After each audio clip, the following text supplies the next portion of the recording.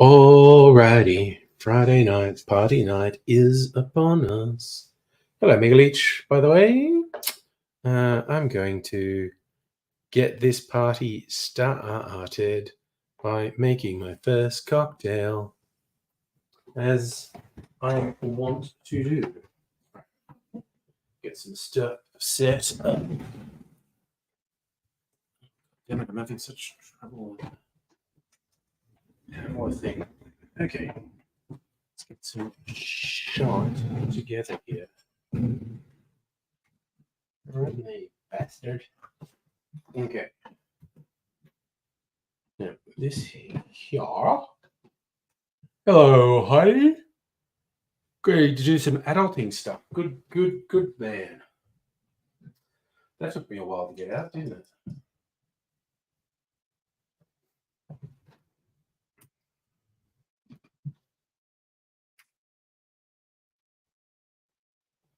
Okay, so this glass.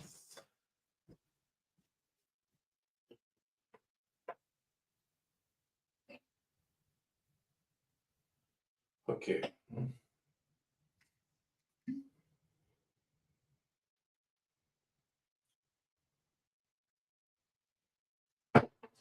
Okay.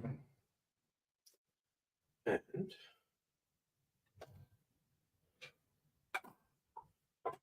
do this.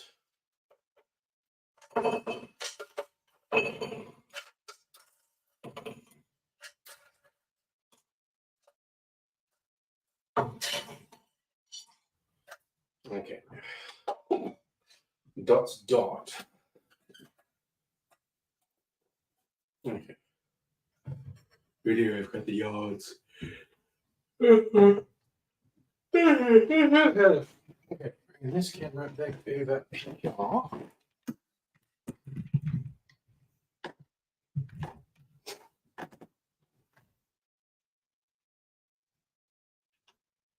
This on.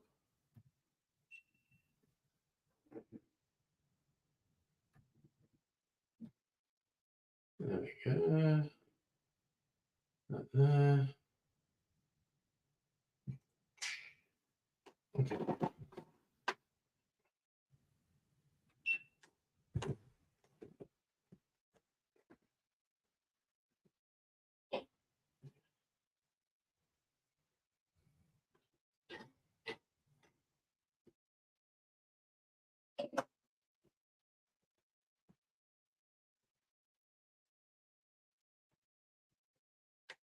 Okay.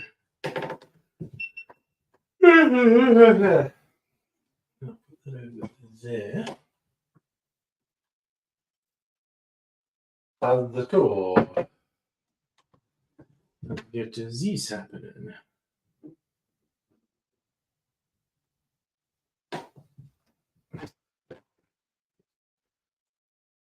All of these ready.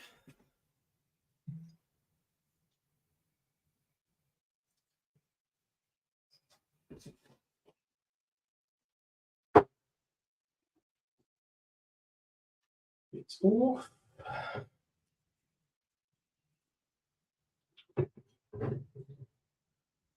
That. Let's do this. Right, getting my ting ready. Video ideas. Chocolat Sandra.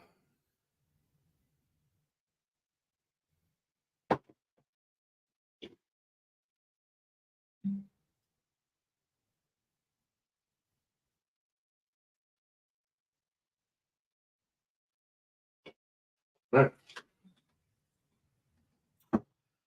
All right. Right, phase 2 Ready? Let's do this.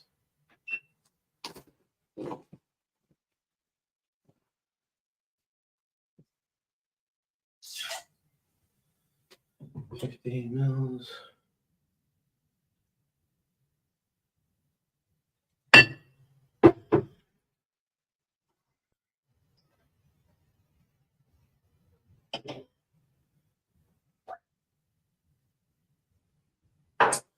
And 2 dashes of April bitters. Fuck me sideways, you fucking cunt. God fucking damn that. That's the first time I've done that in a while. I have to get a mop, that's really sticky.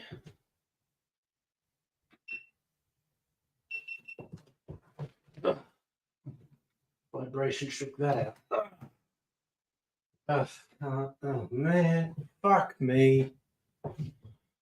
Fuck me, I don't even have being drunk to blame for that. Okay, actually have to go and get a mop. Hello. No, I didn't get the gin tasting ready, Strict Sega, sorry. I gotta get a mop.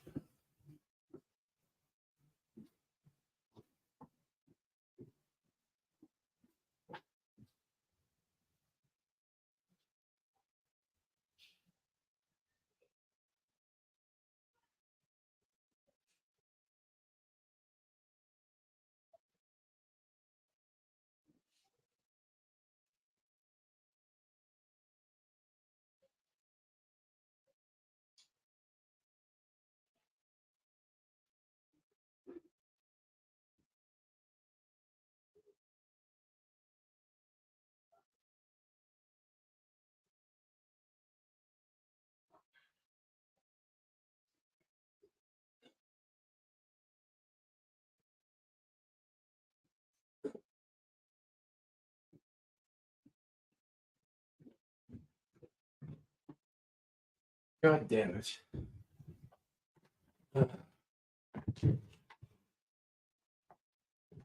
That's a big fucking mess.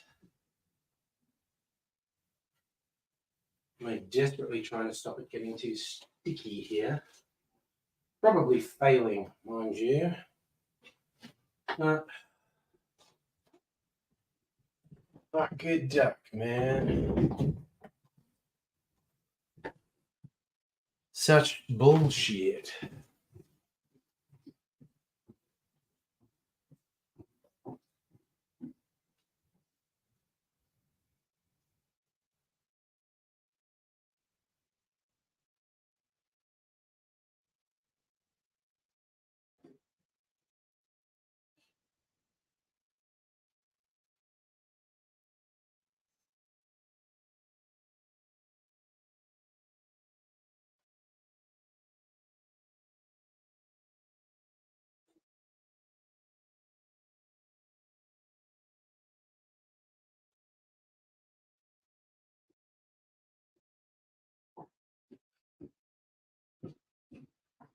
Oh. God damn, I wish I had the excuse of being drunk for that.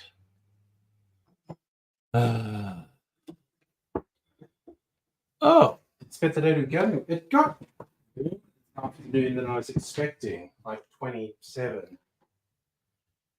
Right, so that's ready.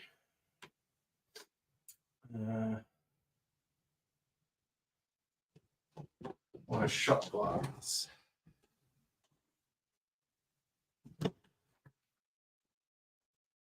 All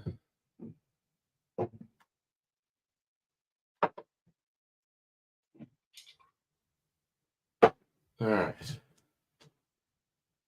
This. Oh, fuck off.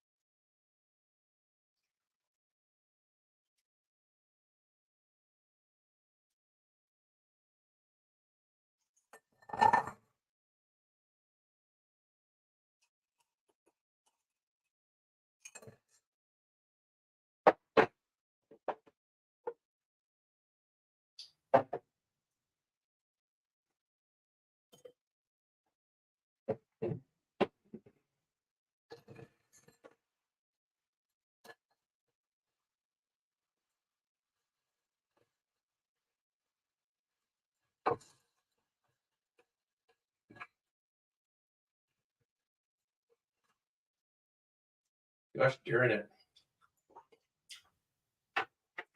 Oh, that tastes good.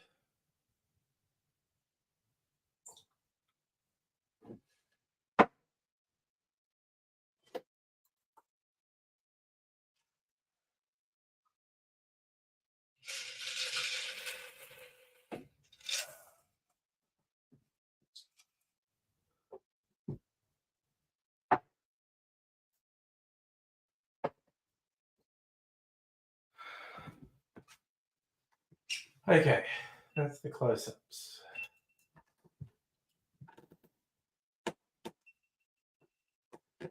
All right. Ooh, take a picture for publicity purposes. Okay, let's get this done.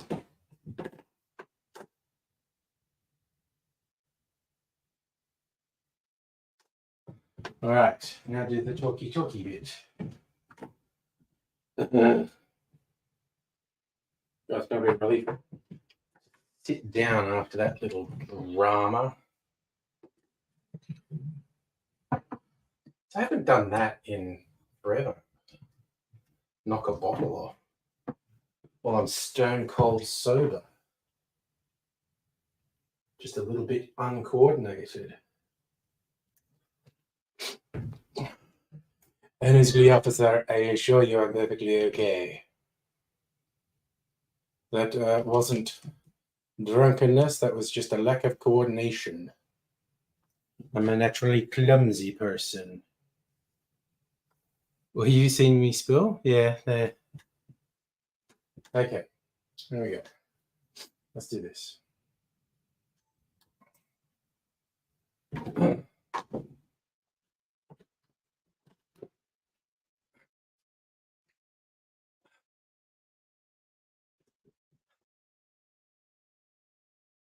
G'day, cocktail lovers. This is a variation of one of my favorite cocktails. I love all the New Orleans cocktails. They're always boozy and just party drinks. You know, are they dignified? I'm not sure. One of my favorites is Sazerac, and this is a chocolate Sazerac. And the Sazerac is traditionally a pretty simple recipe. It's like rye whiskey, an absinthe rinse in your glass, and some Peychaud's bitters and a bit of sugar syrup. No big surprise, because this is called a chocolate Sazerac. It has the addition of some creme de cacao in there. And that's basically it. But also, well, as I said, there's an absinthe rinse that's quite common. There's a few ways people do it. Some people literally put absinthe in the glass, swirl it around, and tip out the excess. Some people will use a spritzer, which is quite a good way. I'm going to use a method that I first saw on the Difford's Guide website that I think is pretty neat. Not least because it gives you that nice light absinthe rinse. You get a chaser of some absinthe to go with it. This is how we do it.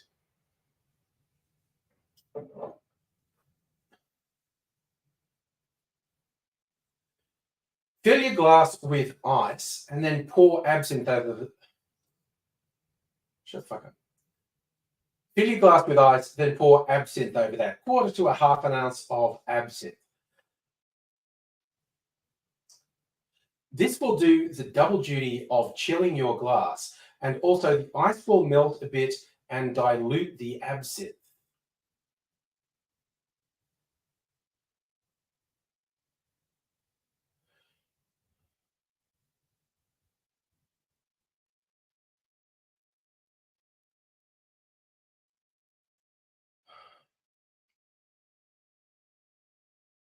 Set that glass aside and we'll prepare the drink. In a mixing glass, put 2 ounces or 60 ml of rye whiskey, then 1/2 ounce or 15 ml of white creme de cacao, 1/4 ounce, around 7.5 ml of sugar syrup, and 2 dashes of Peychaud's bitters. Now we go back to our glass filled with ice and absinthe and drain out the absinthe into a shot glass. Add that ice to the mixing glass and stir the drink for 20 to 25 seconds to chill and dilute the drink.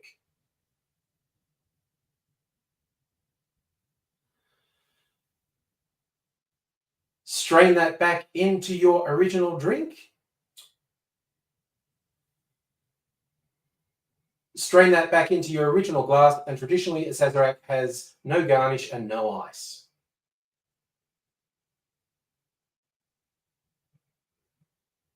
And I think after all that, I've earned a taste of this. Oh, that is really pleasant. Like I said, I really like a Sazerac anyway, but this makes it a bit richer, that little bit of chocolate. I know purists will be saying, you're cheating, you're making it too easy to drink with that chocolate.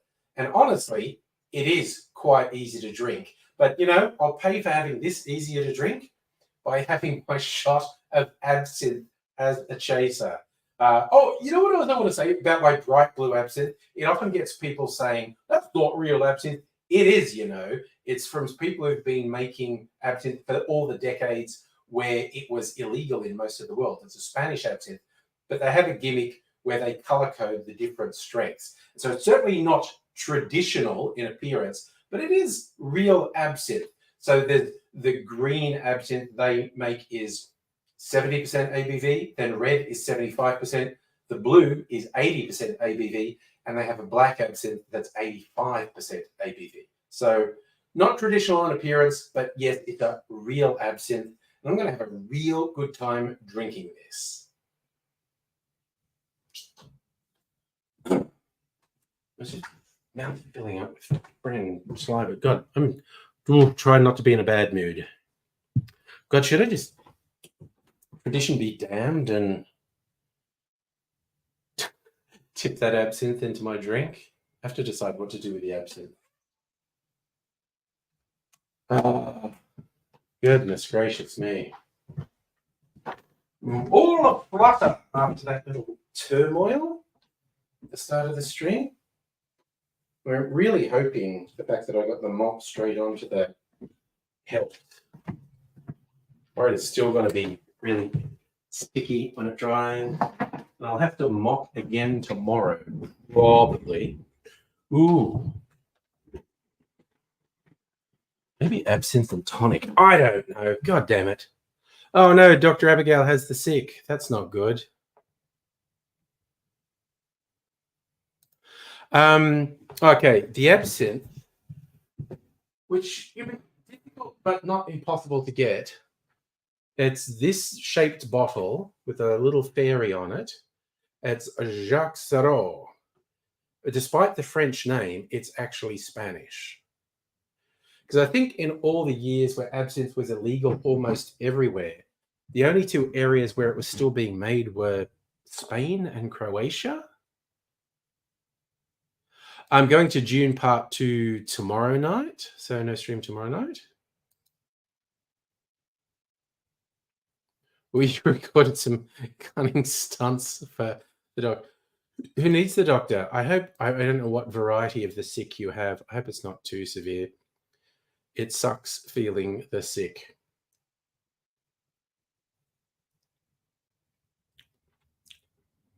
That's really yummy. Oh, yeah, boy. Oof. That's a damn serious drink right there.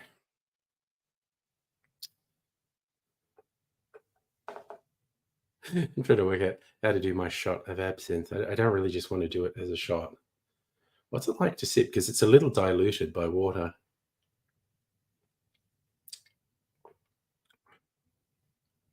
Licorice.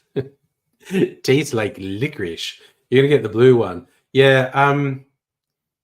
The green, the red, and the blue are all nice colors for cocktails. There's a period where I got the black one because it's the strongest, 85%. But the black one makes cocktails look ugly. The different colored ones look better in cocktails. Non-COVID viral infection and a bacterial infection in your bladder. Damn, that is a recipe for feeling not good. I do not envy you. That is very tasty. I think maybe I've got a tonic water there. Maybe have the absinthe with a tonic. That'd probably be quite interesting.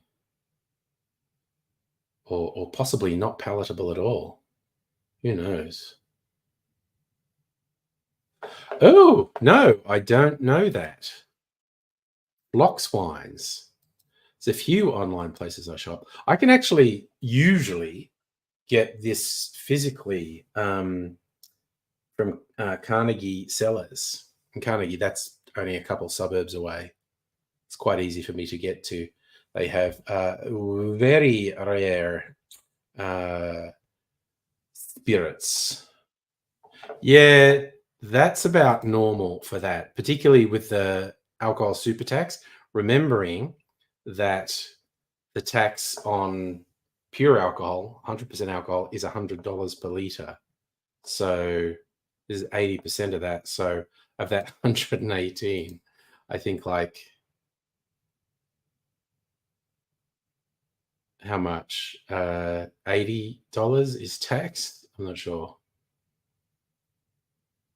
Oh, I still go to places in person. I do buy a lot direct from distillers. But yeah, I like going in the physical stores to just see, oh, is there special? Is there something that's going to surprise me here that I wouldn't have thought of? Mm. Oh, that is tasty.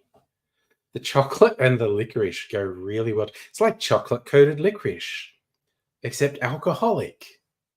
Yum. It's really good. Oh, I should have put some garnish in there.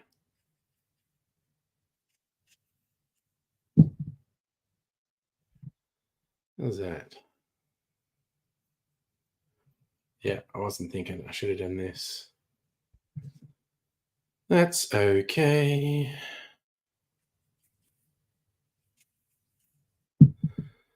That's pretty well. That's pretty strange.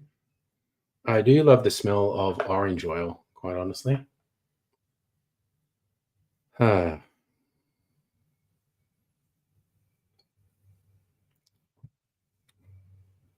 Oh, yum. Fucking yum. I might even make another one of these later.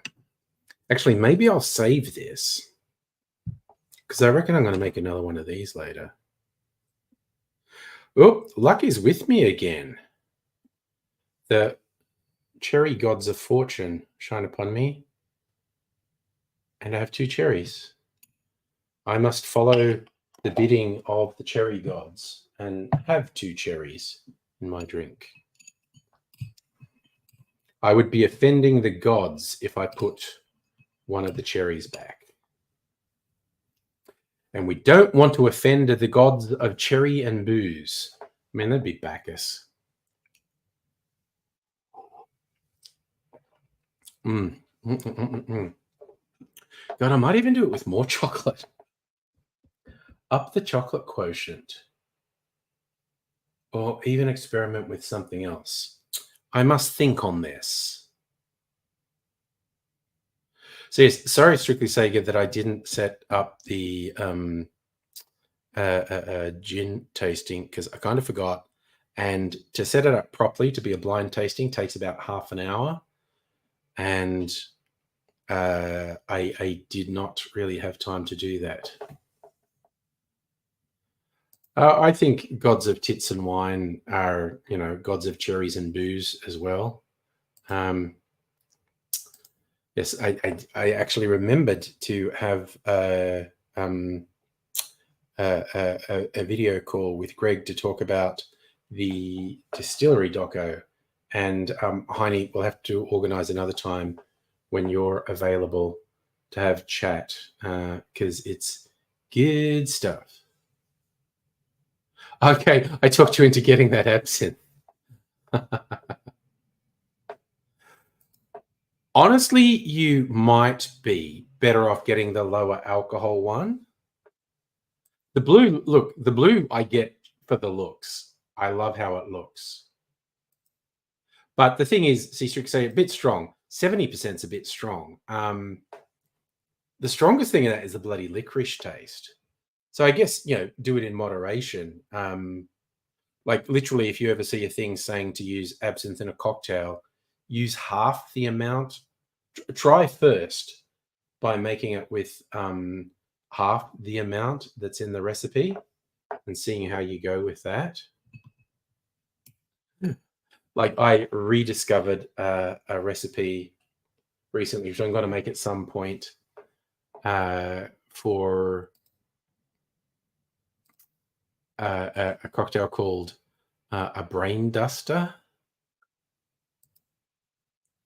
which has a lot of absinthe in it. It's a brain duster is 30 mils or a shot of rye whiskey, a shot of absinthe, a shot of vermouth. So it's like a Manhattan that's been freakishly fortified by a large amount of absinthe.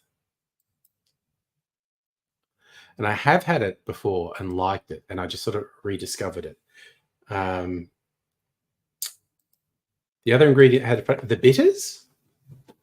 This is the Creole bitters. So, all right. This would be the second best known bitters after Angostura. Okay. White chocolate. It was rye whiskey. Good old Voc. White chocolate, white creme de cacao.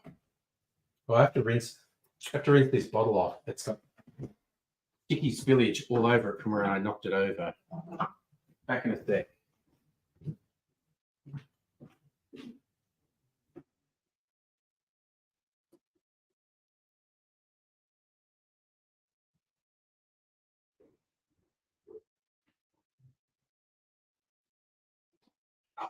Oh.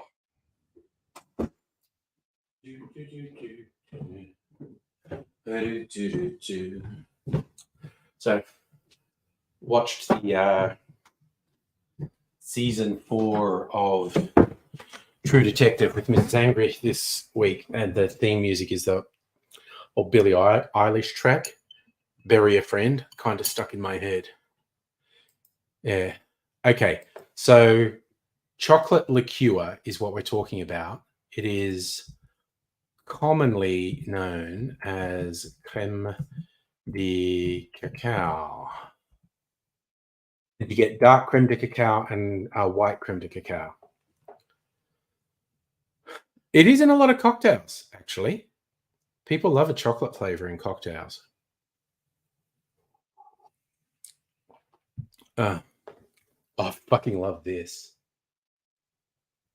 That is really good. Yum. Oh, I seriously might.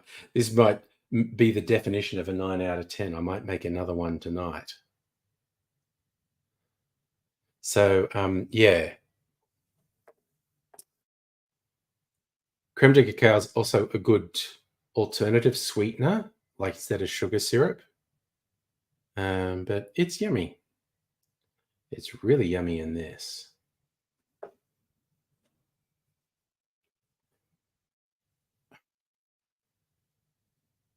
Gee, I might.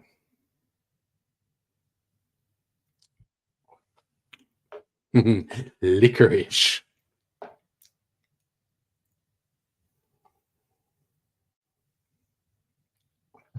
Oh, that is very good. Now, the other one I was going to make tonight is very different. A rum. No, actually, it was a gin drink. That's right. I was looking at different things to do. A gin drink called Ocean Shore, mix of dry and slow gin, then made into a sour. Vanilla bitters. I don't know if I might put orange bitters in it, which would be very different. But I'm a different kind of guy. Oh God, the grasshopper. That's like dark age cocktail, 70s. It's mind you, I had a big surprise a while back. place Mrs. Angry and I went to date night on, and their version of a grasshopper was amazing. So basically, it's green creme de menthe, white creme de cacao, and cream. So it's a pretty sludgy drink. It's like a minty dessert. Creme de menthe is not for everyone, quite honestly, and particularly not in that volume. But this place, it's called Pony, over in Malvern, I think. Mrs. Angry and I went there for date night for the first time recently, and the standout cocktail was their version of a grasshopper. But they'd made like this foam. The cream was like a foam. I'm not sure exactly how they did it, probably in an ISI whipper. But rather than it all being blended, the sort of cream bit floated on the top, and it had a great flavor infused into it. And you drank the liquid part through the creamy bit. It was fucking incredible. It was so good. It was amazing. Yeah. Yeah.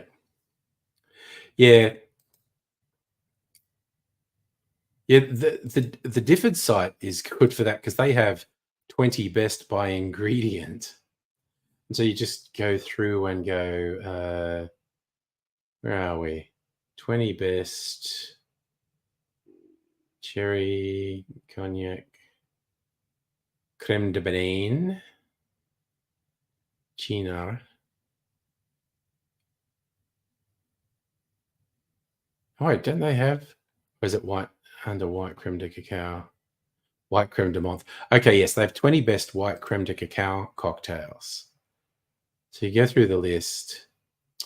20th century, that's a sophisticated one. The 20th century is really good. Then you get variations on it, like the 21st century. Barbary Coast, Scotch, gin, white creme de cacao, and cream. Often cream is put in with it. A silk stocking, tequila, white creme de cacao, grenadine, and cream. The brandy Alexander, or the various Alexanders, are a really yummy drink. Ciao Bella, Aqua Bianca liquor. Well, what the fuck is that? A cream egg, vanilla vodka, vanilla liqueur, creme de cacao, advocat, single cream. So decadent.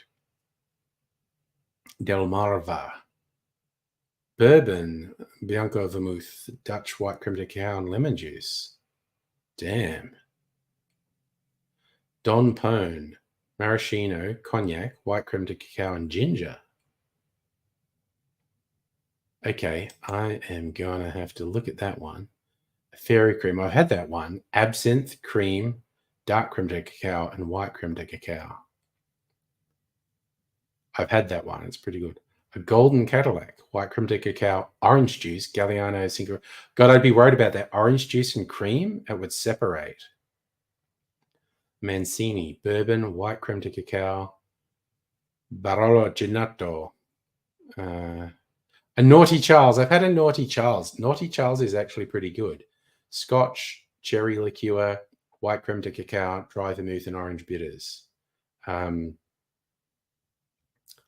It's a fun name, the Naughty Charles. It's a good drink too. An Orinoco, cachaça, apple juice, sherry, white creme de cacao, and orgeat. A Peony, pisco, cognac, white creme de cacao, and sugar syrup. It's an interesting. The Pisco Kid, pisco, white creme de cacao, Sauvignon Blanc wine, and Pinot sherry. Psycho Killer. I think I've had that too. Irish whiskey, banana liqueur, white creme de cacao, and absinthe.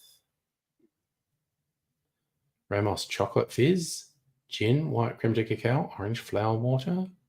Oh god, that's annoying. Waldorf, celery, aged rum, white creme de cacao, sugar syrup, lemon, and apple juice. That's your nickname, Naughty Child. The Naughty Child is a drink I like, actually.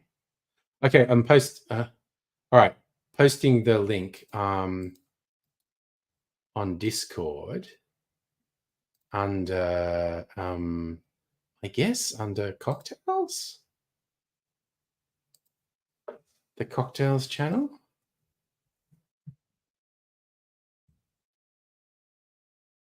I just posted the 20 best white creme de cacao. There's a few really interesting ones in there. I want to say, do I want to add this to the list? Don Pone, maraschino, brandy, white creme de cacao. I want to make that. Okay. Where's that come from? Don Pone. Created by Pascal Pone in Switzerland. Okay. I am going to, well, he adapted it. I'm going to adapt it a little.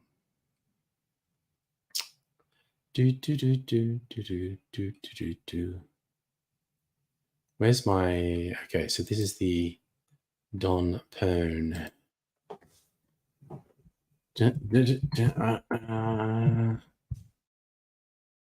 I'll make that a full length one.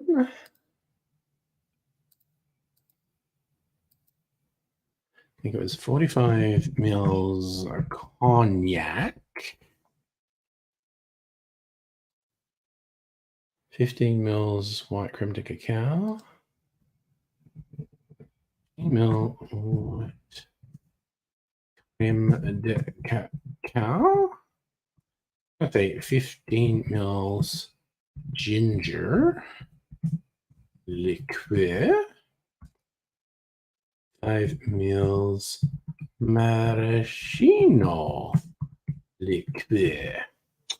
And I will save that. I will make that at some point. That sounds pretty darn good to me. What's this one? The Pini. P-I-N-I. There. So pisco, brandy, white creme de cacao,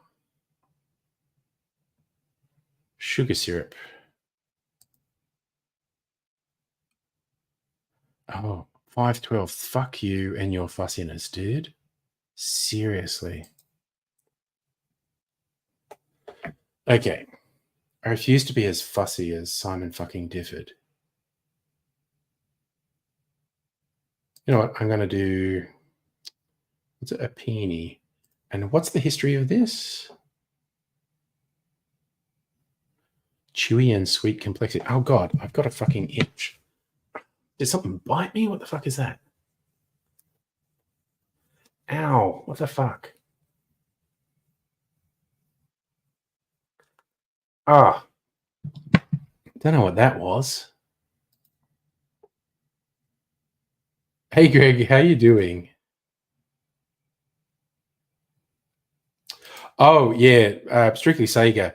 The Difford's Guide website is great for cocktail recipes. I always think of lines from the what's it called? The Room. All right, I'm going to do the Peony. God damn it, I want to get a back scratch. I actually have back scratches. Oh, this is driving me fucking crazy. God damn it. It's like it's just out of reach. Oh, God hates me. That's what it is. Ah, wait. Okay. That's it. Oh, and I'm not scratching harshly. I'm just rubbing. Oh, my God. What the fuck was that? Ah. All right. That's a bit better. Slightly less distracted by it now. Okay, so the peony.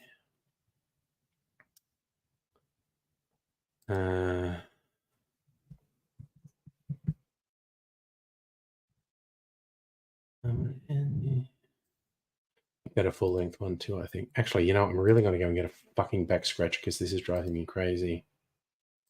Say 45 mils pisco, 15 mils cognac,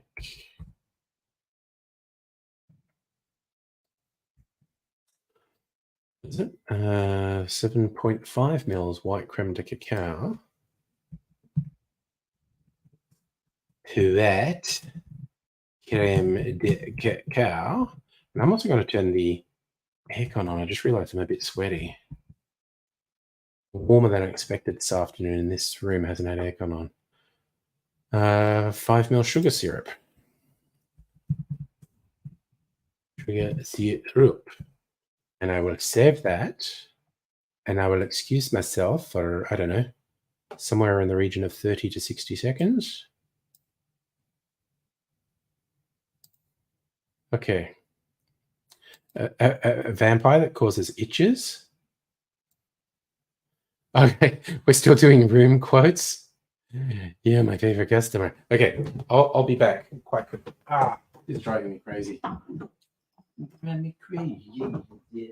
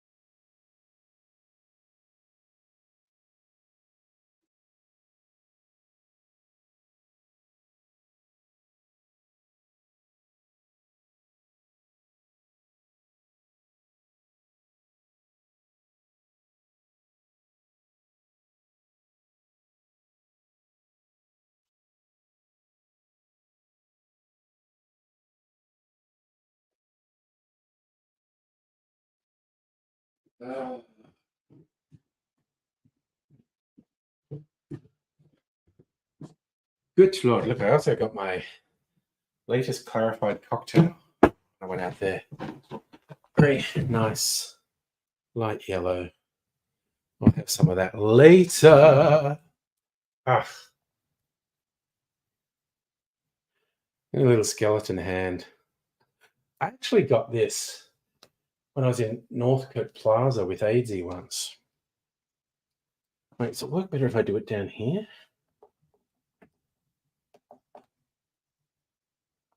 Not really. Oh, that's it. I should stop doing it. You know when you're thinking, I should stop scratching that because I'll break the skin. Oh, gosh darn it. I'm going to decide if I want to make another. I don't think I do want to make another. Do I? Do I want to make another cocktail video? I should keep my motivation up. What was I know, I actually want to make this one because it sounds good. What's a white? So I save these things, and the reason I save them because I'll forget them. A white dragon, Blanco tequila, orange liqueur, lemon juice, agave syrup, and saline. So that's a tiny variation on a margarita. It's lemon juice instead of lime juice, but it's foamy. What's in a hibiscus? Okay.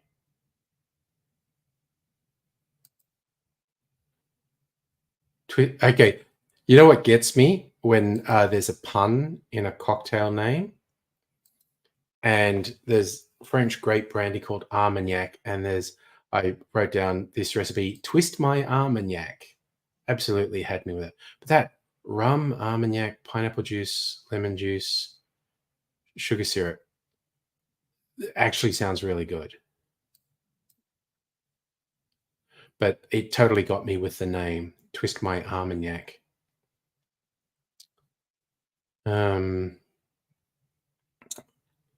Scrolling. Wait, which was I got? Oh, the Ocean Shore. That's the one I was going to do. Yeah, I should do it. And then I'm going to make another one of these, I reckon, because they're fucking awesome. Okay.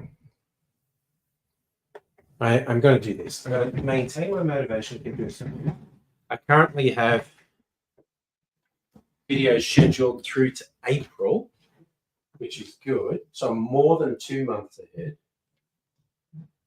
Goal was to get 3 months ahead. So if I have to dedicate extra time to the documentary, I don't feel bad because my cocktail channel will keep running on schedule.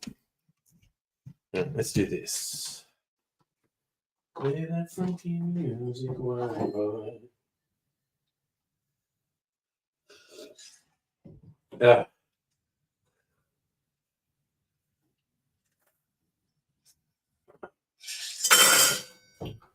That there, put that there, put a few things away. Okay, chocolate Sazerac. You're done, son. Ocean Shore. Just want the appropriate gins. Put these away. You can feel my shoes sticking to the floor where I spilled the sticky liqueur. Oh yeah, that's not good. Okay, I'll mop again in the morning. Okay, so we want the dry gin.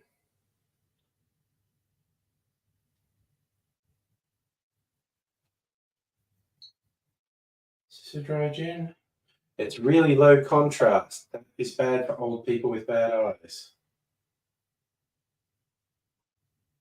London Dry Style. I thought it was. All right, we're doing that.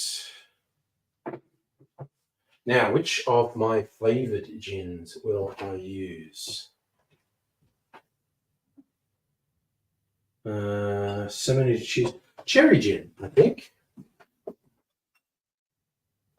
No, not cherry chocolate, just cherry.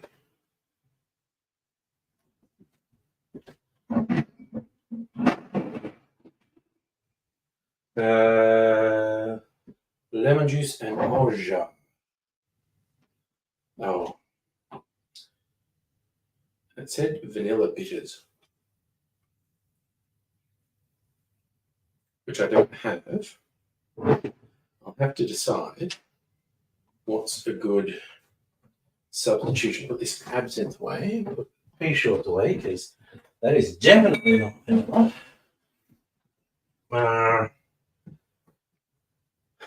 Cranberry.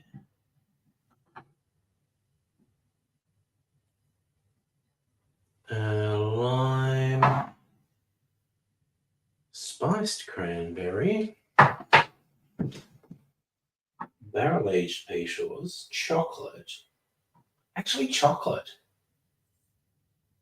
Yeah, I'm going to go chocolate. Oh, cold bitches. I'm going to use this one.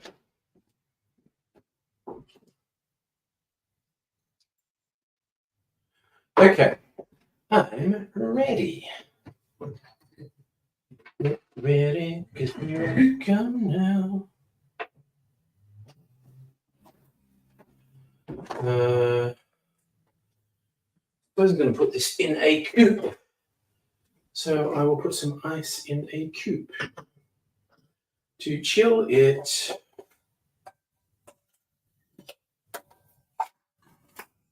Because I'm being a professional.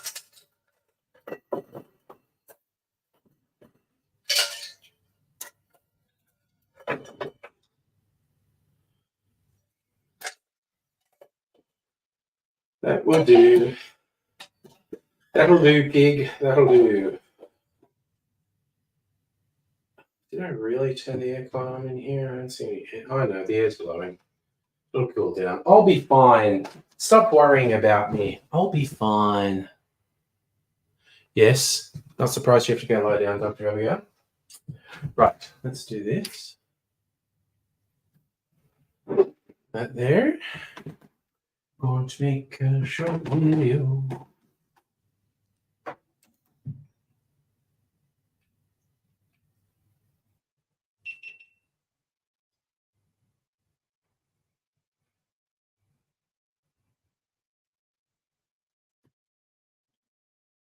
Okay.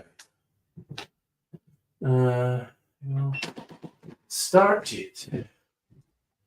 Get this party started. Gin.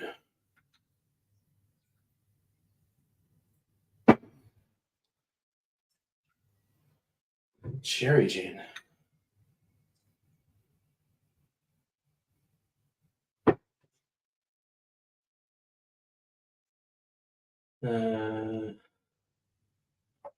Lemon juice.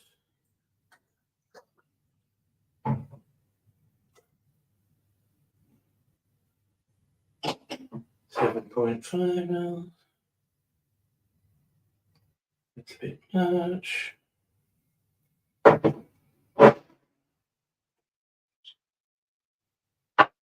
And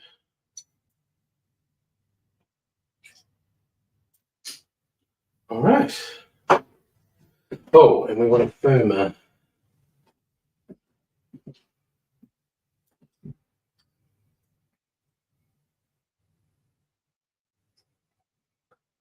All right.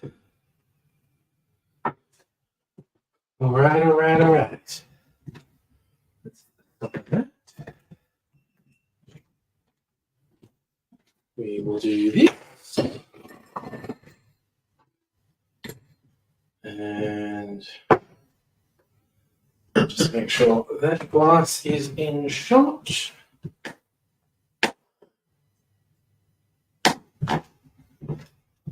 And perfect. Let's just do this.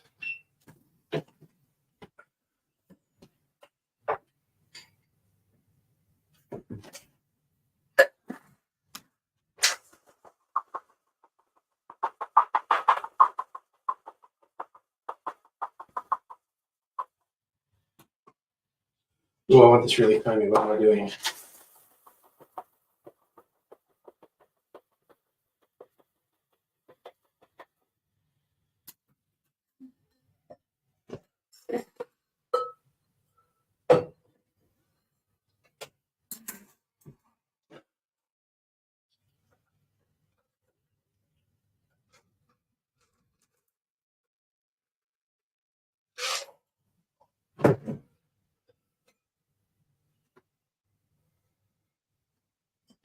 All righty.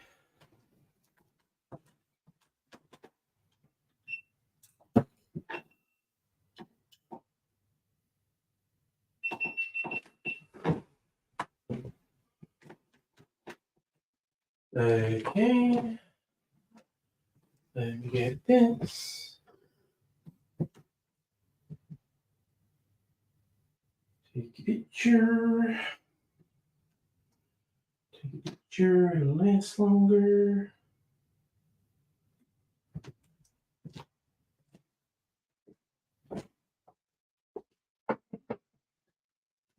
Okay.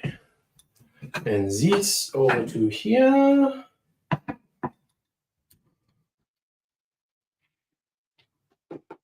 Okay. This on.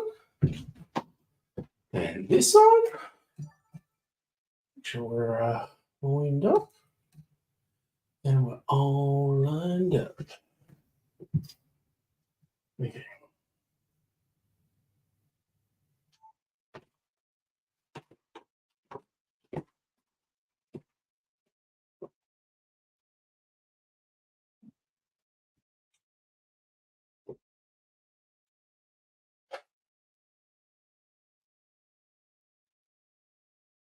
G'day cocktail lovers.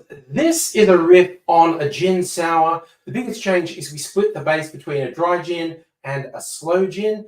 I think this comes out looking very interesting. Let's see what it tastes like. Oh, yeah, that goes really well together, the dry and the slow gins. Here's how we make it. In a shaker, put 1 ounce or 30 mils of dry gin. Follow that with 1 ounce or 30 mils of slow gin. Then half an ounce or 15 mils of lemon juice, a quarter of an ounce or 7.5 mils of orgeat, and just about half a dozen drops of vanilla bitters. If you want it foamy, you can add egg white, aquafaba, or I'm using a few drops of Wonder Foam.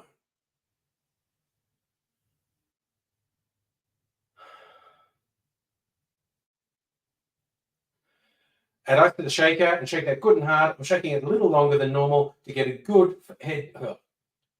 Add ice to the shaker, shake that good and hard. I'm shaking it a little longer than normal to get a good head of foam, and then strain that into a chilled coupe.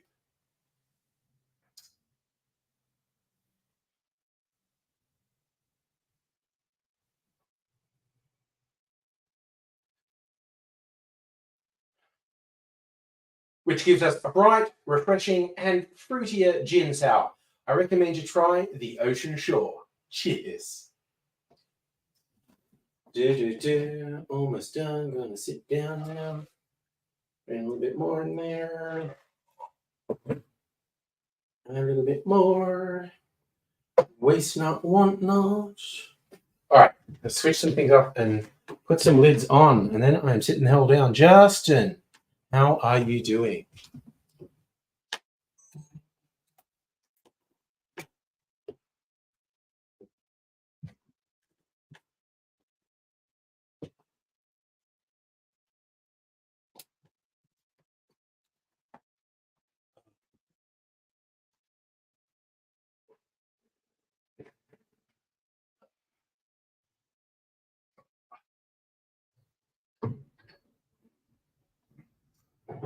Camera dry.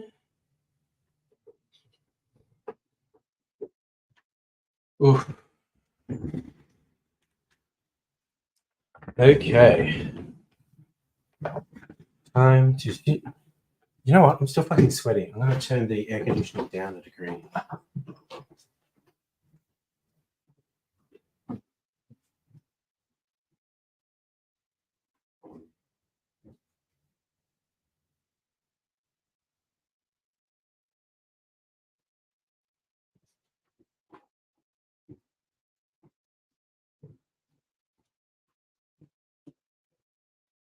Is it bad that shaking cocktails is the most exercise I get? Don't answer that. I know it's bad. Okay. Okay. Deeper and down. Get a bit more flavor with my garnishes. Oops, both the cherries coming off the skewer. Come on, cherries, get your shit together. Go in there. Just want everything to have more flavor. You might be stalking a friend on their way to Europe. Planes taking a weird route, avoiding Russia. That doesn't necessarily sound weird with the current circumstances. A wise choice of action, arguably. Anyway.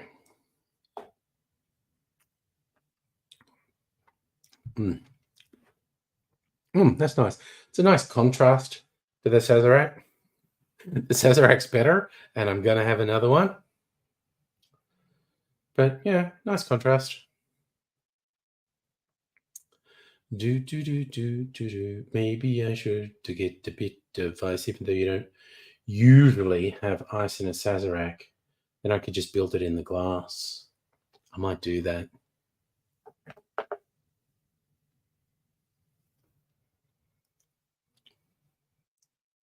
Watched a weird movie.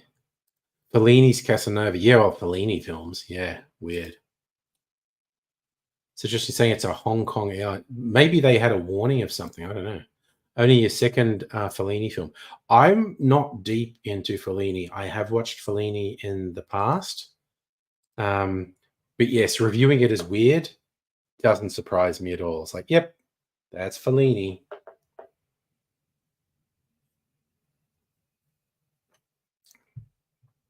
Actually, oh man. Okay, that's growing on me, that one. Nice. Let's look up Fellini films. Dolce Vita. I'm pretty sure I've seen La Dolce Vita. 8.5. I think I've seen some of La Strada. Satyricon, I think, is a very weird one. Amicord. I feel like I've seen a bit of Amicord.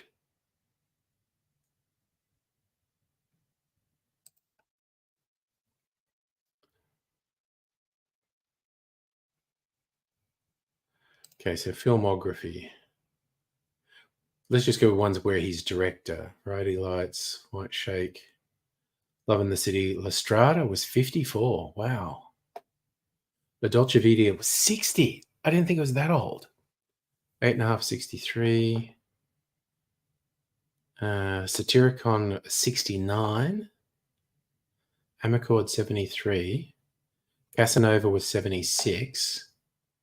I think I've seen City of Women, which is 1980. Last film was in 1990, The Voice of the Moon. And he also did TV commercials for Campari in 1984, Barilla Pasta in 1984, and for Banca di Roma, Bank of Rome, in 1992. That's funny.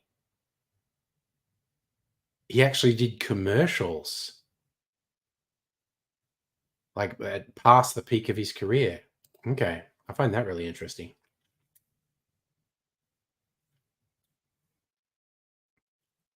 Yeah, you see 8.5. Yeah, lots going on in 8.5. Casanova's pretty. Oh, there you go. Justin, like those Soviet Union countries had to fly around adding hours. Yeah, it's just like, there are places that you think maybe flying over there's a bad idea. Could be some rockets flying around. That's a thing that could happen. Do I have a bottle opener here? I kind of thought I did. Because I just realized I need one for this.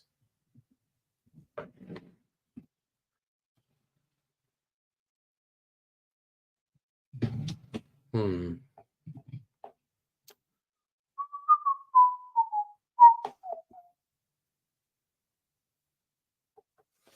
don't think I can twist this off. I think I need a bottle opener. God, I even have one on my keychain, but I don't have my keys with me.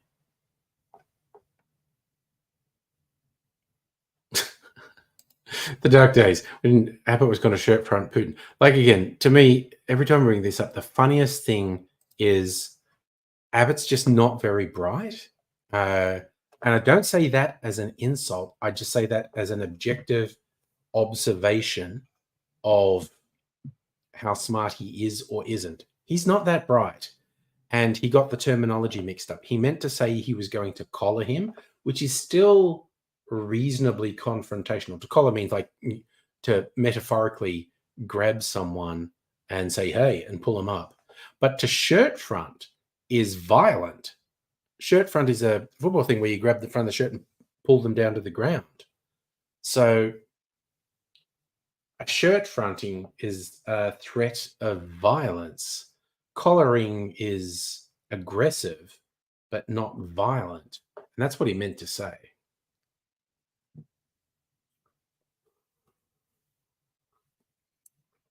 Oh my God. That was actually pretty good. That one really grew on me.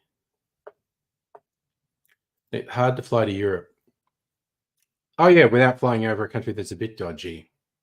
Yeah, that is actually true. You thought a shirt front was when you butt chests. No. It's literally, it's a form of tackling in football where you grab the front of the shirt and pull them to the ground. Yeah, no, I think that's just chest bumps. You want to go, mate? You want to go? Yes, I knew you meant chests. No, shirt fronting is actually grabbing someone by the front of their shirt and pulling them to the ground. Not an honorable move. You know what? I'm going to go and get a bit of ice. And going to put it in. And I'll get my bottle opener while I'm out so I can open that tonic and see if I like it. Just thinking an absinthe and tonic might be nice. Also, maybe not. It's very hard to know before I try it. Might have to put something to sweeten it in there as well. All right, I'll take this out and get a bit of ice to put in it. And then come back. I'm going to make another chocolate Sazerac because they're so fucking yummy. Oh god, I thought it looked like there was a bug in the glass. It's a bit of cherry skin. Very off-putting though. I thought it was a bug. Right. It'll be very quick. 60 seconds.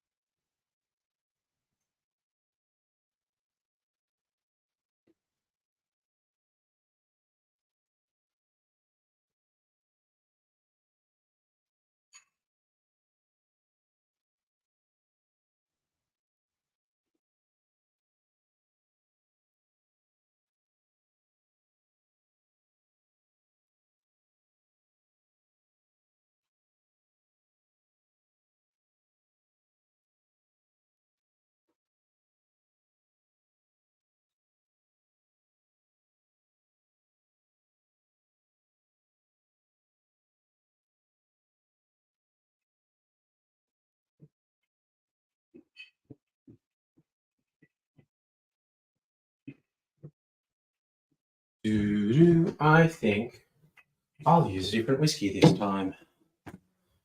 Just for fun. Got to go over here.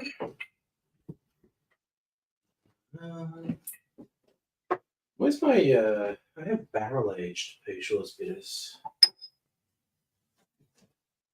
Alright, so, which whiskey shall we use? A fancy one? Maybe a fancy one I haven't used for a while. Come on back here, what's this? Musket barrel, yeah. Oh man, that smells good. Stuffed whiskeys always smell so good. Whiskey. Oh,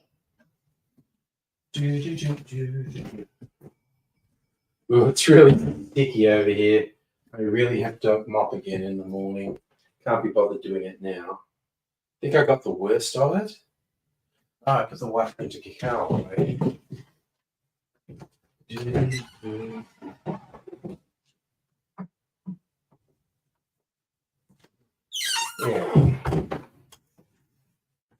Let the grande cow. Okay, what I'm going to do, a little bit of the zucker syrup.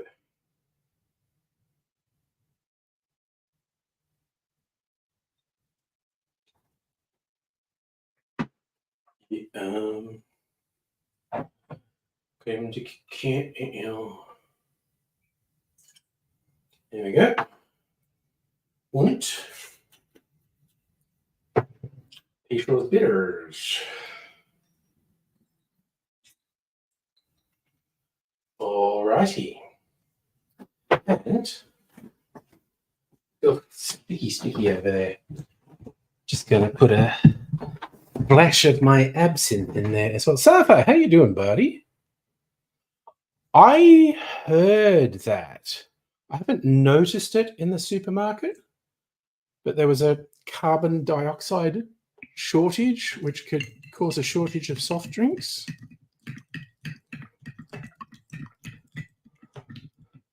I saw a news thing, but I haven't noticed it in the supermarket. I don't know. I don't even feel half Tim Smith, but I must be because I've had a couple of drinks. But we're an hour in. Let me get into this. We're into Tim Smith territory.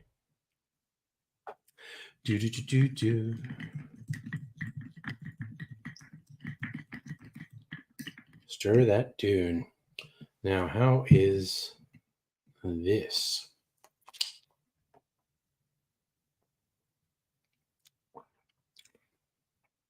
Fuck yeah.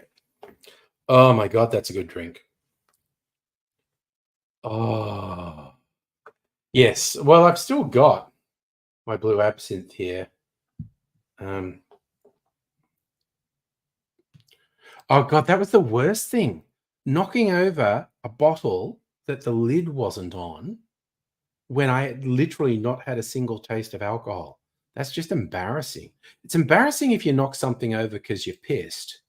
Um, More embarrassing when you knock over when you're not pissed. Oh yeah, slow Friday, but you know what I reckon, Safa? We've got quality people rather than quantity. That's what I think we've got going on here, and I think we should lean into that. Oh, yeah, it is what it is. Friday, and I'm not going to do a super long stream tonight anyway. As I warned last night, I do have to get up early and do stuff.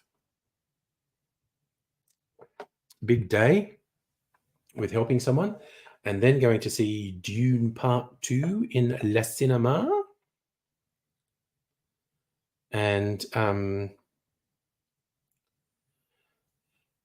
going, oh no, later than 10. I mean, fucking depending, I guess. Bunch of variables in that. But I don't know, maybe midnight? I don't know. We'll see. We'll just see what happens. We'll see what the vibe, how it's feeling, you know? That's what's important, the vibe. Oh my God. Difford's Guide has literally thousands of cocktail recipes. And the search functions, are great on Difford's. Being able to search by ingredient, not just spirits, but liqueurs and even fruit juices. Searching for cocktails that use particular fruit juices. Again, apparently the guy Simon Difford can be a bit much because you get on there, you'll see there are some extremely finicky measurements on some of the cocktails, and you're thinking, "Calm down, sunshine. That 2 mils difference is not going to be that big a thing." But yeah, apparently he's a bit precious. But I got to respect the man's website. It's fucking great. Okay, I want to bring this up. Has anyone seen the popcorn bucket that's supposed to look like the sandworm Shai Halud for June, and everyone thinks it looks like a sex toy? It's like this little thing, like you're meant to stick your dick in it. I'm getting one. If they have them, if they have the Shai Halud popcorn things when I go to see June, I'm getting one just for history.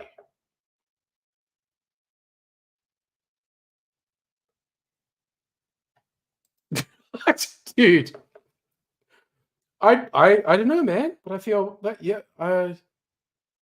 yeah, letting you know when to meet.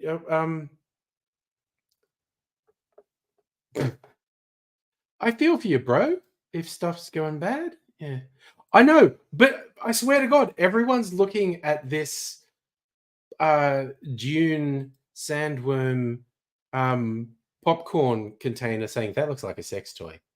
So I'm not saying I'm gonna stick my dick in it, but I want to have it to vaguely suggest to people I might have stuck my dick in it. Keep them guessing is what I say. Oh, fucking yum. That is a good drink. Definite 9 out of 10, which is why I made 2 of them. Fuck, I'll probably make a third one at this rate. That's really good. Really in the fucking mood. I might even mix it up a bit next time. I heard rumors that they stopped distributing the sandworm popcorn containers because of how weird people were being with them. I don't know.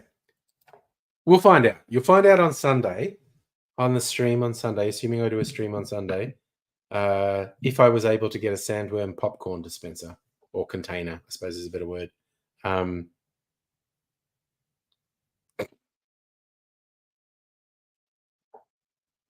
It is very funny. Like when I saw it, and it was so obvious what people were doing, I was going like, how did the people who made this, or maybe they knew what they were doing. I don't know how they could not know what they were doing to not look at it and go, yeah, this looks like something you want someone to put their dick in, honestly.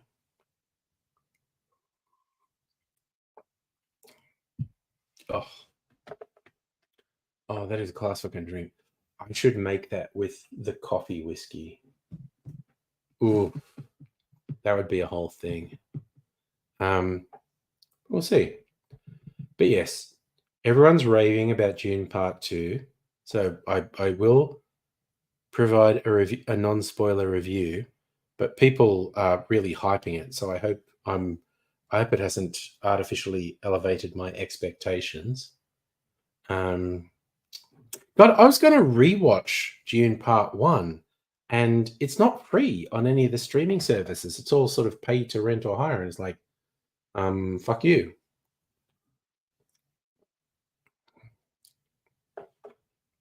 But, I am looking forward to this tomorrow. As I said, not least because prior to going to the movies, we're going to this cocktail place, which is really good. I get to drive there. Like, I drive there, have a couple cocktails, go to a long movie, sober up during the movie, and drive home. Fucking great. Yes, strict. So yeah, if I'd had a bit more warning that I'd couldn't just easily watch Dune on the streaming service, I would have talked to you about Plex. That literally occurred to me because like Mrs. Anger and I meant to watch it like a week ago, and we forgot, but we had time this afternoon. I said, well, let's watch it now. Then it was all rent or hire, and it's like, well, fuck that. And I literally thought, man, if I'd knew this was going to happen, I would have touched base with you about Plex. But not to be. So, that's all right.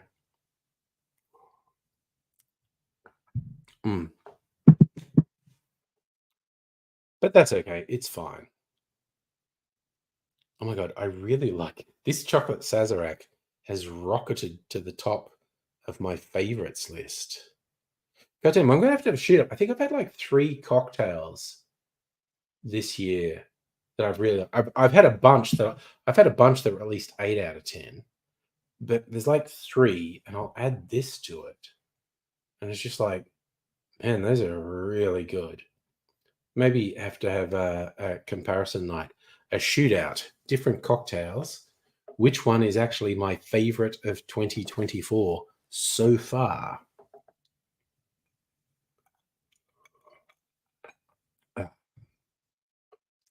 I like it when the ice melts and you just get really icy water. I am going to try this tonic. I usually don't like tonic because it's a bit bitter, but I feel like I've had this one and liked it. It's an Australian tonic water. Nice packaging. They call it Long Rays.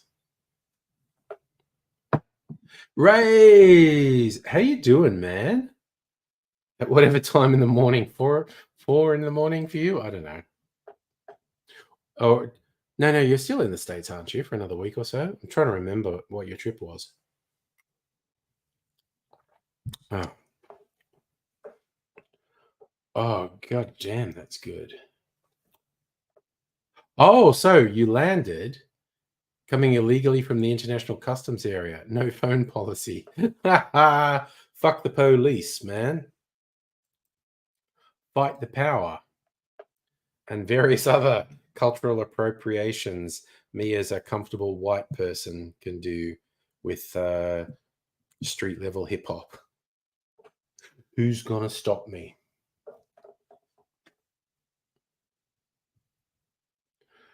Sorry, I'm just having another sip of this. I swear to God, I might have another one of those later. That's so good. All right. You know what? I was looking for a freaking bottle opener. You dare them to not let you enter. You're going to assert your rights? Oh, dear. You get like a can opener, but it has a bottle opener attachment on it. Come on, you fuck.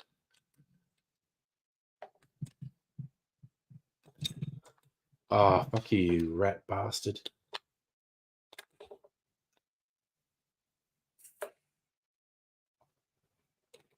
Come on, you little fucker. Jesus, that was more trouble than it fucking should have been. Don't want to tread on that. It's got sharp edges. They definitely have a no phone policy in customs. Get through this shit and be back in. Okay, man. See if I'm still here.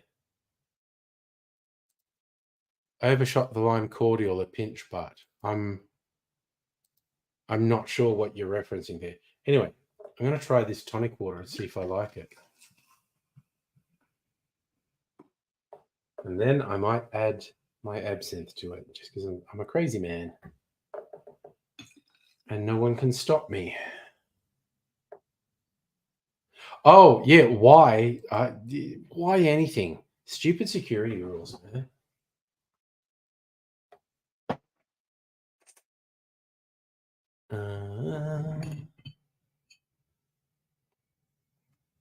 Okay. Oh shit! Don't drop off, Cherry. Just using this to mix it up a bit. Good and cold. All right, now to see if I like this tonic water. Look up 4 messages. Oh, porn star martini. Okay.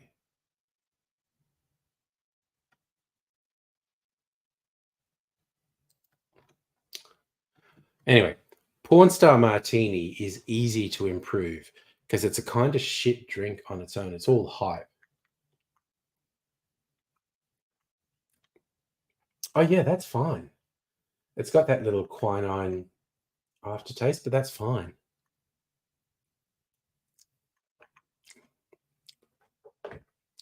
Yep, I'm definitely gonna put my absinthe in this.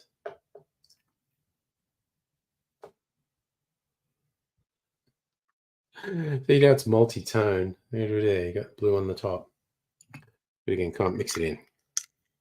Mix that sucker in. Then it's got some very light blue water. Should taste a bit like licorice.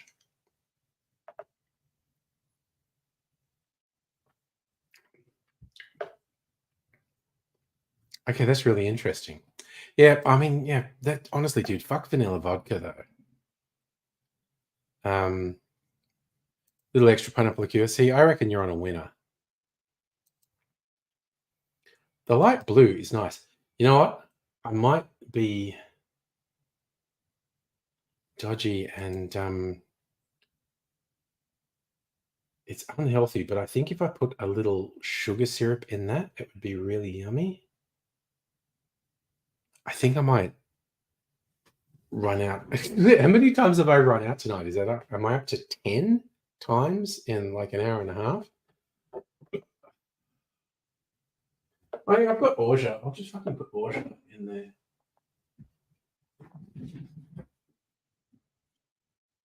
Just think if I sweeten a little bit. There you go, just a little bit. Ooh, now it's all cloudy from the orgeat. My stirring finger.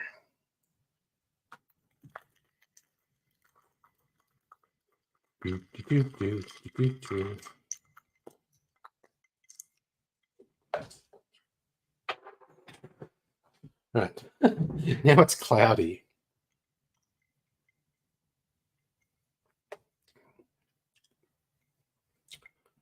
That's fine. It's like really lightly flavored water now,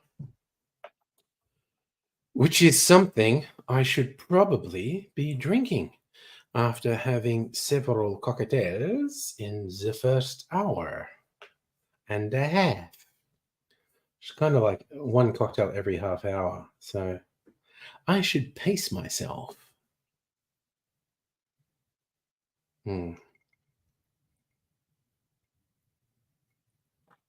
Oh, I literally just thought of something. I'm going to try something. And this may or may not be a good thing. Okay, I'm starting up Red Dead. This idea just occurred to me. So also, my bandwidth might fuck up a little bit when I start up Red Dead because usually, so I might be for a while, but only last minute so.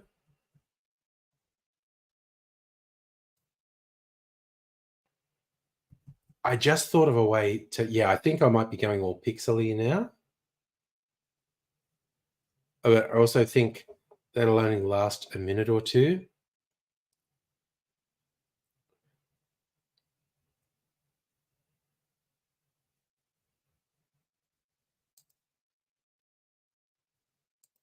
But I just had an idea for the scenery thing that I should have thought of earlier, but I did not.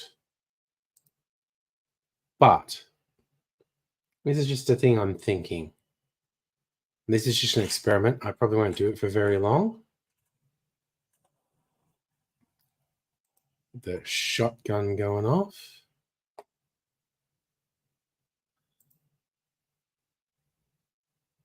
Yeah, I skipped a bit. That's what I thought. That for some reason that happens when I connect to Red Dead. Oh yeah. Sorry, I thought you were off ordering dinner. If you want to jump on, that's always cool. Are you ready now? Free roam.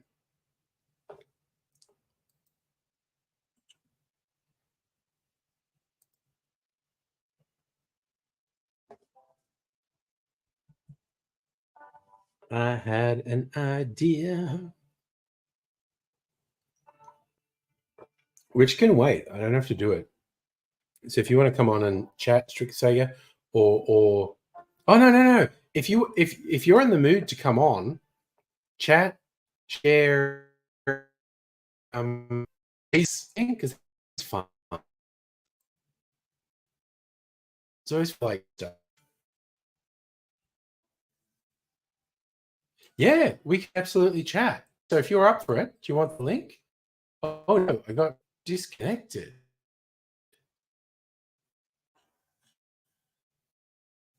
That was interesting.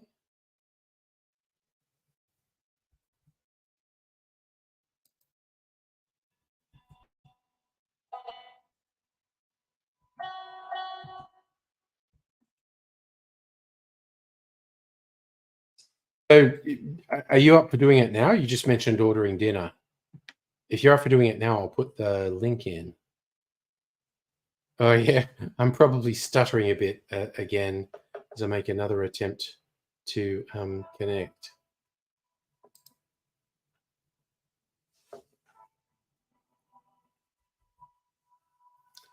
But that will even out in a minute or so, I think. That's how it usually works.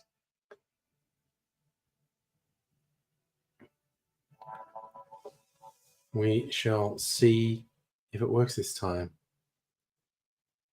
And if not, that's also fine. It's just a random idea I had that I wanted to try out. You ran off to get pants. Classy. No, I was just gonna say, if you want to if you want to uh, chat now, if you're in the mood to chat now, I'm in the mood to chat now. I will give you the link if that's the thing you want to do. It's just that you mentioned about ordering dinner. So whatever works for you. What the fuck is that? Something weird floating in my drink. Oh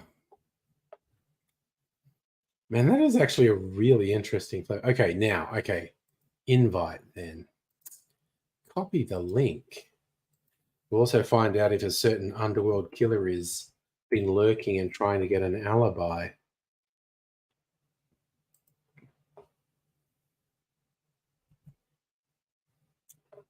But there is the link for the chatting and the hanging out.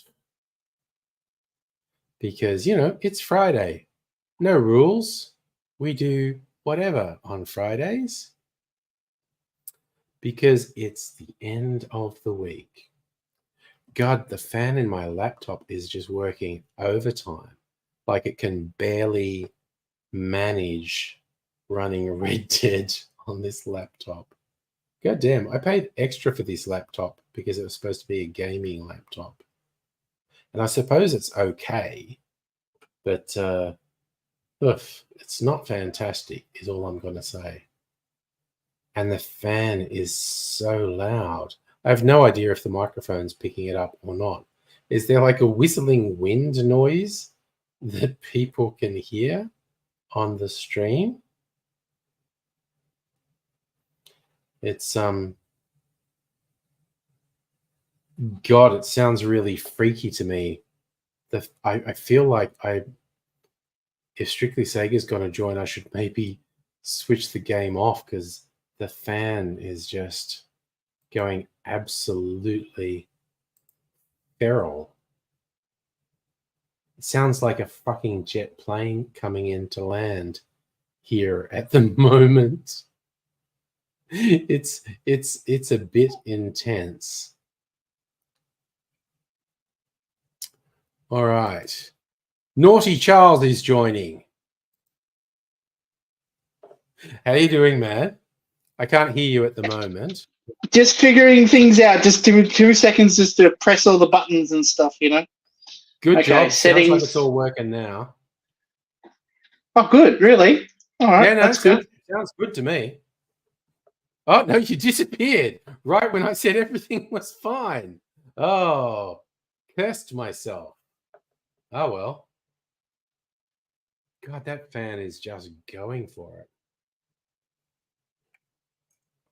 We have to see.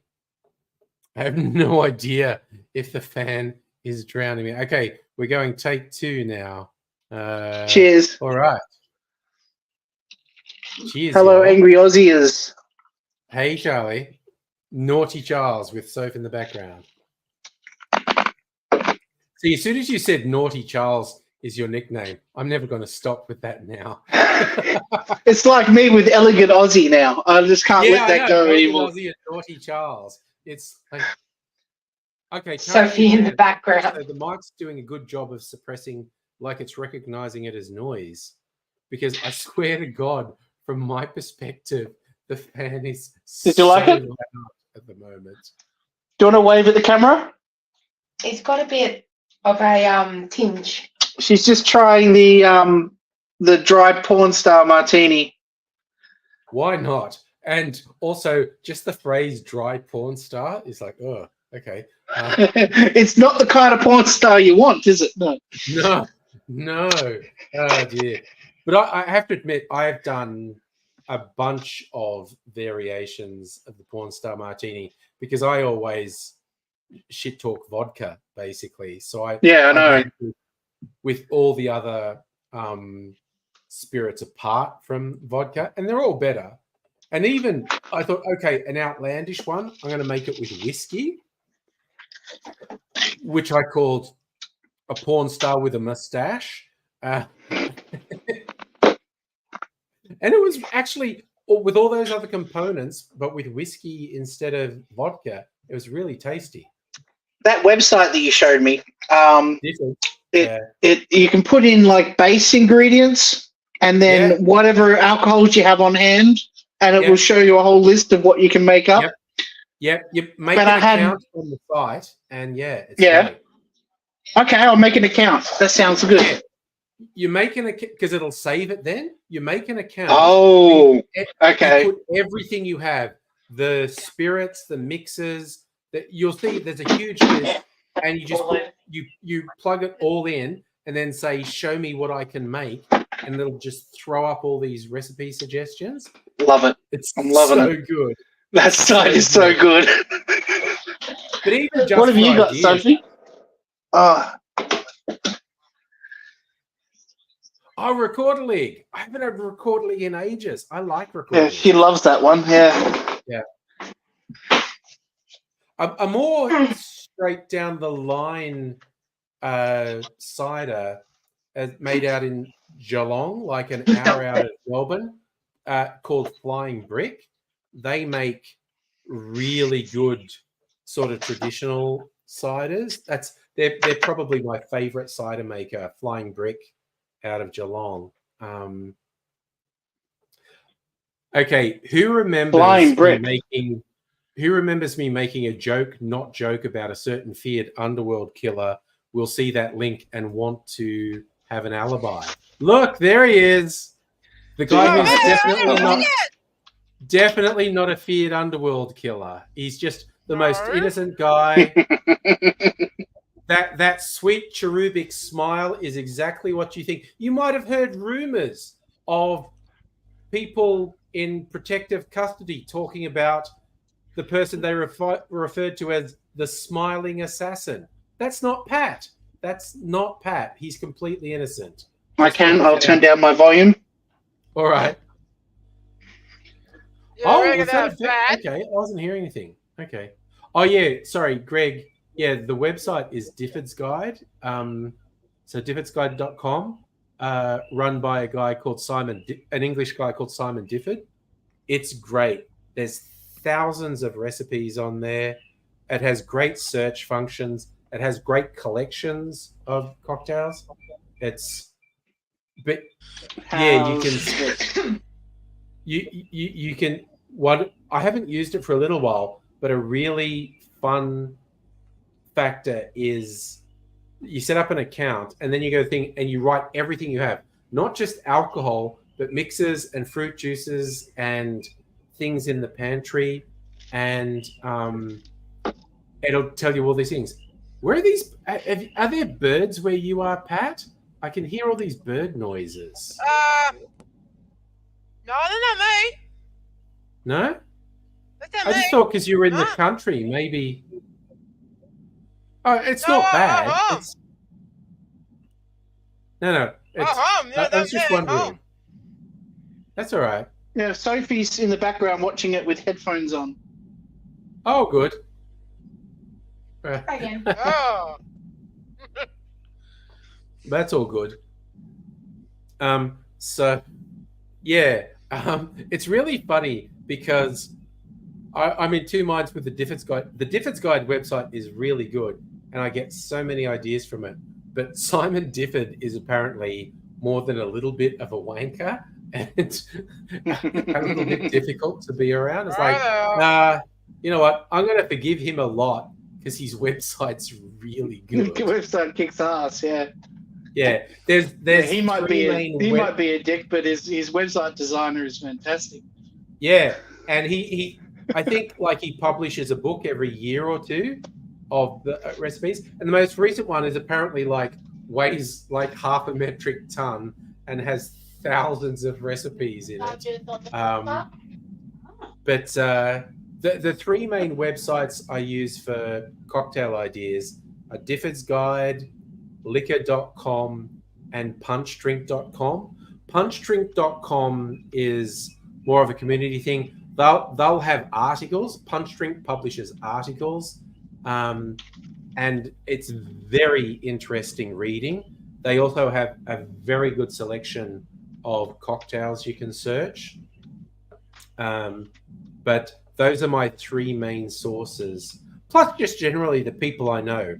People I know will say, "Oh, have you ever tried this?" Like, you know, Dr. Jones, who comes on sometimes from Twitch, he's thrown a few good cocktail ideas my way. He's had some good ones for you. Yeah. No, he's got some good ones. And just the other YouTube cocktail channels, we hang out on Discord and people swap things, and I get some real good ideas from there. Yeah, that's my hot tip for my three top cocktail websites. Between the three of them, there's just a mind-blowing number of recipes, thousands and thousands. Difford's Guide does have some articles, but that's not their main thing. And they do a subscription service email as well. Yeah, he's probably got an email. Liquor.com does more articles than Difford's Guide does. Difford's Guide has more recipes. Liquor.com has a lot of recipes and does more articles, but Punch Drink is more about the articles, but also has cocktail recipes as well. So there's a vibe for each of them. Difford's is all the recipes. Punch Drink is articles with a lot of recipes, and Liquor.com's kind of in the middle. They'll have articles and recipes. But those three, you'll never run out of ideas. If you're looking at those three websites, you'll never run out of ideas. I've seen you hit the books behind you a few times too. Oh, okay. Books. I haven't had the books for a while. Okay. The best ones. The PDT, the Please Don't Tell. Jim Meehan is one of the biggest names. He's in the top 5 of the cocktail renaissance, like post-2000 cocktail renaissance. Jim Meehan is in the top 5 most influential people. Why is it called Please Don't Tell? Well, that was their thing. The story is fucking hilarious. So they wanted to open a bar, but getting a liquor license in New York can be difficult and expensive. And they knew someone. It was like I think it was kind of like a kebab place. It was a deli or something.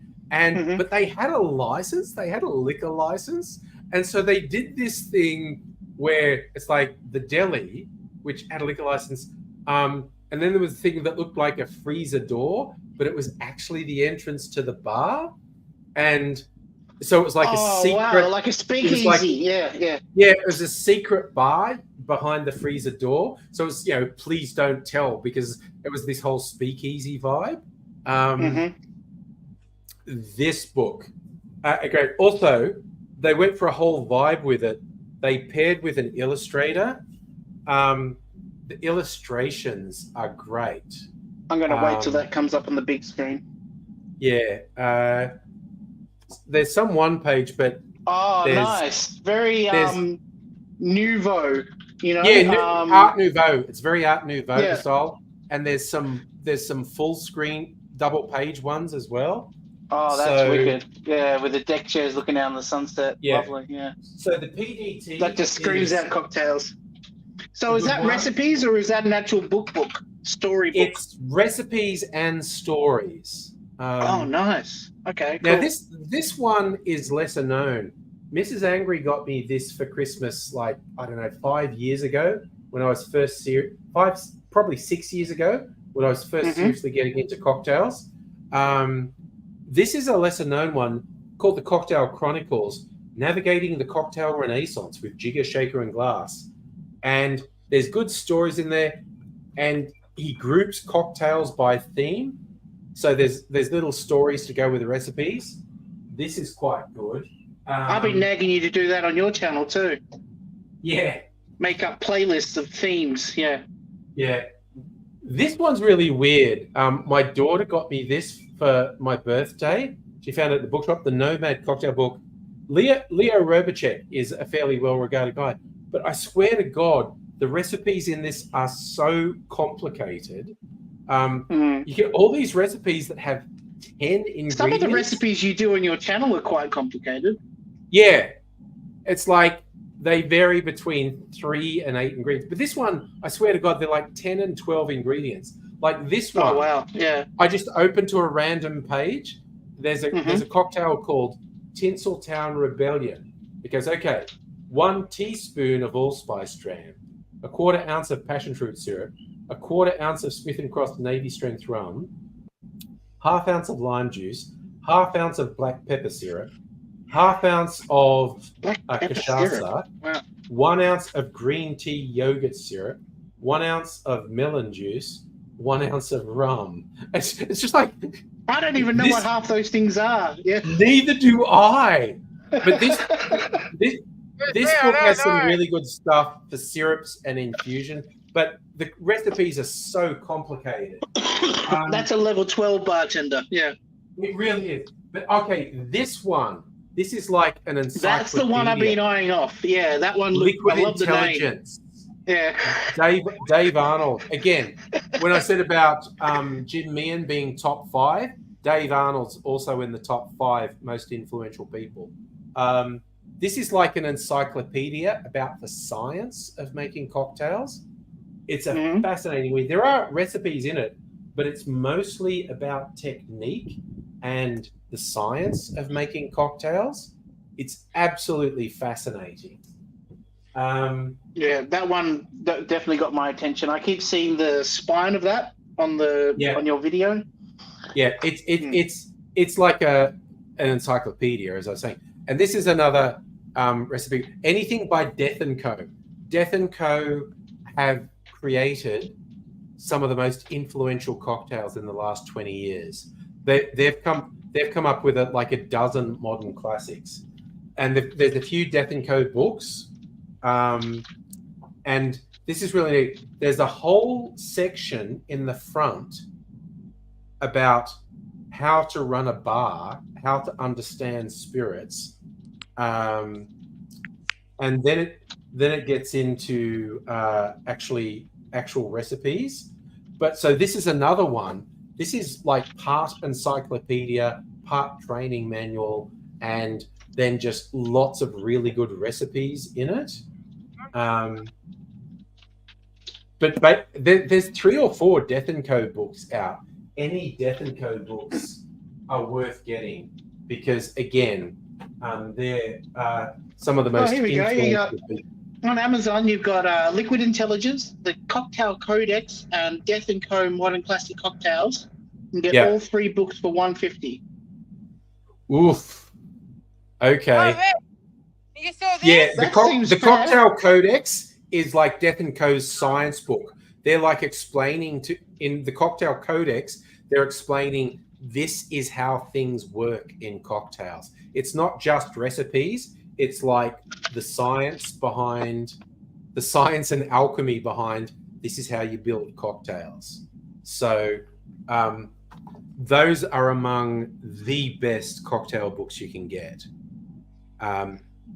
But like seriously, the ones that are a mix of like an encyclopedia, a training manual, and a recipe book are friggin' amazing.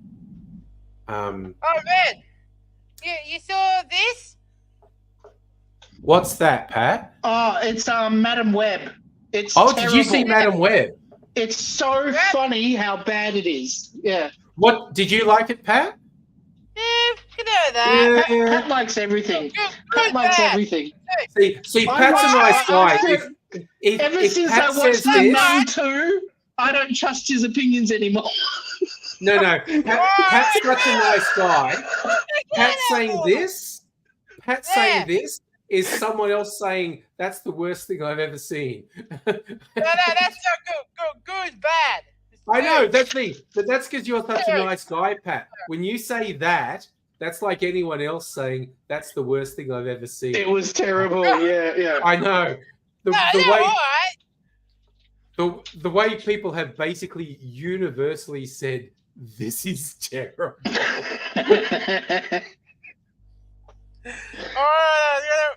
But I still want to see it because it's meant to be one of those so bad it's good kind of movies, like The Room, you know.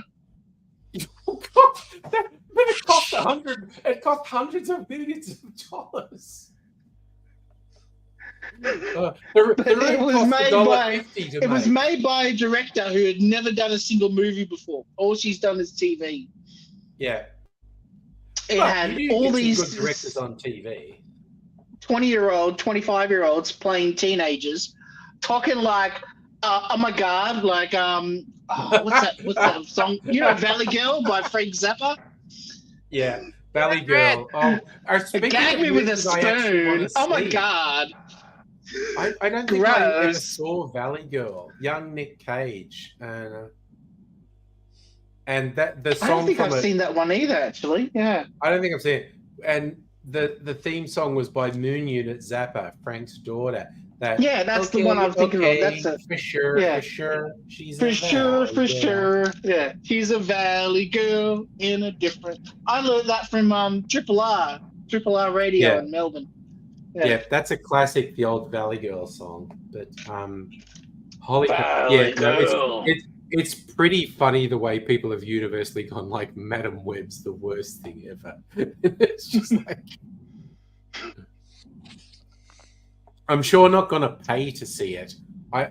Just for the experience of why did everyone hate this so much? When it's free on a streaming service, I might watch it. Exactly. But yeah, it's funny because I keep seeing. I look at myself on the screen, and I'm so red because of the alcohol on me. Okay, well, you're not showing up. Maybe that's your color coding. You're not showing up as red on my screen. Oh, good. Okay. Good call. Is Madam Web the new Cats? Because the Cats movie was pretty universally decried. Yeah, that was really bad. Yeah, I never saw that. But my favorite was they were apparently because releasing different versions to the digital cinemas, and they were releasing versions where the effects weren't even finished. I don't know if this is true. Oh, really? I didn't know that. Yeah. I don't know if it's true, but I did read like there were some versions where the cats still had human hands. I don't actually know if That's that's true. weird. That's weird. Sappho Yeah. is HJ Hungry Jacks. Probably. Yeah. Yeah, no, Safa I didn't remembers know the they did stories sticky date too. puddings. There you go. I love sticky date pudding. It's my favorite I do love a dessert. sticky date pudding. I do love a sticky Mm. date I pudding. that. Especially with vanilla ice cream and a bit of caramel sauce on top. Mm. A hot dessert with I ice that. cream is the best. Oh, I think- mate, I ran a Baskin Robbins for 10 years. I know desserts, trust me. Oh, hell yeah. Hell yeah. Love a Baskin Robbins. A lot of my drink mixing comes from experience, from knowing all the different mixing with ice creams. The and stuff like flavors that. that go together. Yeah, even the blender is from Baskin Robbins, you know. Oh, you've Yeah, it mentioned comes with that before, vanilla yeah. ice cream. Nice. Nice. Sorry, speaking about cats, there was because there were so many rumors about the effects and them not being done and whatnot. There was a rumor that they'd done one version where the cats had visible buttholes. Like, you know, when a cat lifts its tail, a real cat lifts its tail up. There was a rumor that there was a rumor that there's a version of that. And I was like posting, I was posting links to stories that were doing this rumor on Twitter, and just like in all caps typing, "Release the butthole version, you cowards!" Yeah, I saw that my TikTok. I saw. You saw cats on your TikTok. Yeah. So, do you go to see a movie about once a week, Pat? Yeah, on Ray Day. Okay, he's a regular moviegoer. He's always got a new movie. Yeah, he seems to come to the chat nearly every week with a new movie that he's seen, like the Bob Marley one last week. Yeah. Nice. And I'm impressed because to get out, you know, to support the cinemas is always good, you know. Yeah.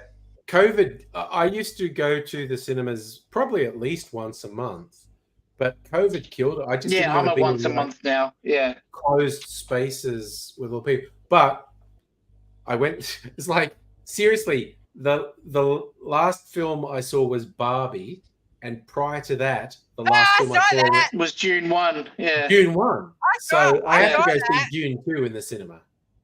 That's tomorrow, isn't it? You're going to see that. I'm You going to can't see that say anything tomorrow. about it when you go see it. You got to be tight-lipped. Otherwise, Sappho will start ripping your balls off. You know. No spoilers. No, I saw that. Have you seen it already? Have you, Pat? Yep. Oh, dude, you're all over it. I'm loving it. See, Pat's all over it. That's the movie mogul. He's the all movie about the murderer. movie. Oh, Yeah. It's like Pat buys 2 tickets to the movies and only one person comes out. And it's like, oh, you got to watch June 1, especially right before you go see June 2, Sappho. Yeah, definitely, because it was good. It was really good. Oh yeah, they're solid films for sure. Yeah. What was funny, and I won't do any spoilers, but I was forgetting some of the story. Like I was like, wait, because a lot of characters die. I won't even say who, but there's a lot of death in the June story, and it's more like have they decided not to kill that character? And I was just actually misremembering the book. And it's like, oh no, they killed them. That's fine. Yeah. It's just and then another little geek thing is June 1 is one of the best looking 4K movies I have ever seen. You can see nearly every single grain of sand, and when they flow together over the mountains, over the dunes, it's stunning. Yeah. Okay, Safa, just to help you out, when people talk about the lore, it's spelled Lore. Just helping you out there. Yes. How dare you misspell? Yeah, no, that's what I'm not criticizing. Dr. Abigail will come That's and what kick I want your to stress. I'm not criticizing. I'm just helping. Yes, it does. It has Dolby Vision and it has Dolby Atmos as well. Oof, it's a really, really stunning film. No, Safa, it's not your bad. Don't feel bad about it. I'm just trying to help you. because I know some people are dicks about it, and so I'm trying not to be a dick about it and just help. When people talk about the lore of a story, they mean LORE. But also, I may actually watch on, and I don't know, Mrs. Angry might be into this too. On Prime, they have Children of June Messiah and Children of June were done in the Sci-Fi Channel. Oh, what's that one? This is the Golden Circle. Oh, the Kingsman. Steelbook of Golden Circle. Yeah. This is the 4K one. Yeah.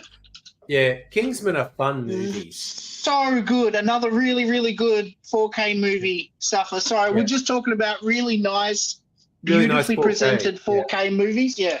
Some movies you don't even notice the difference between Blu-ray and 4K at all. Okay, good call.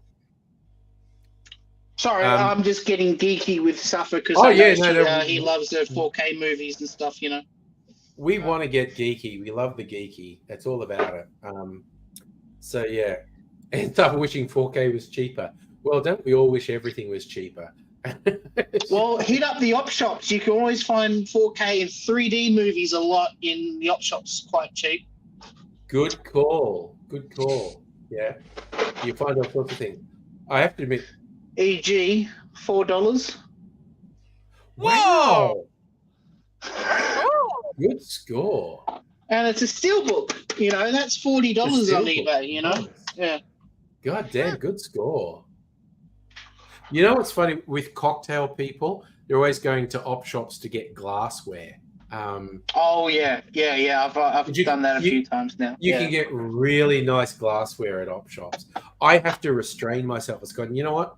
I've got more glassware than I use, and I've got a whole spectrum. Just be controlled.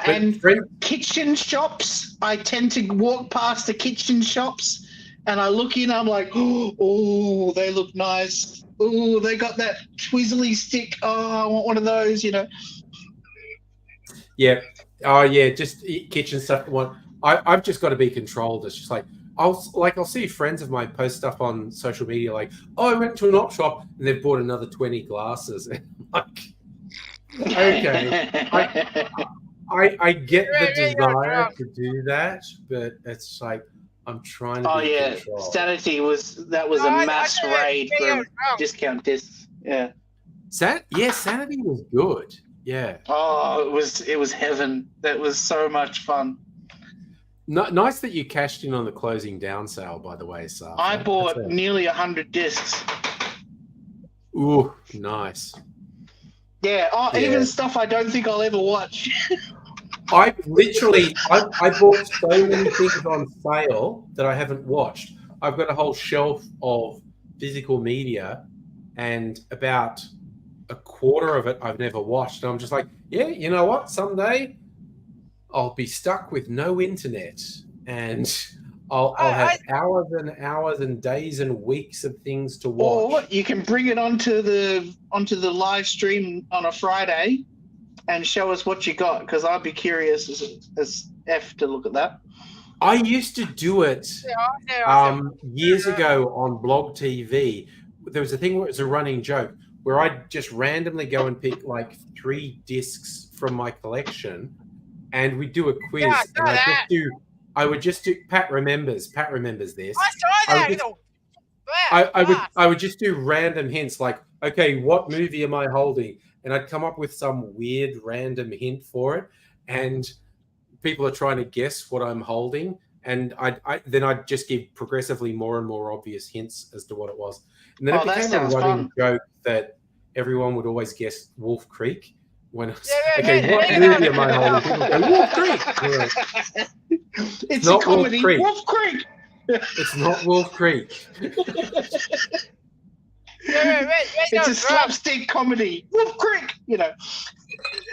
Yeah, it just became the running joke to immediately answer that I had Wolf Creek. I read drunk. Yeah, good movie though. Even Wolf Creek 2 is not terrible. It's a massive dip. I haven't seen the second one. It's not terrible. It's a pretty big drop from Wolf, because I think the original Wolf Creek is absolutely amazing.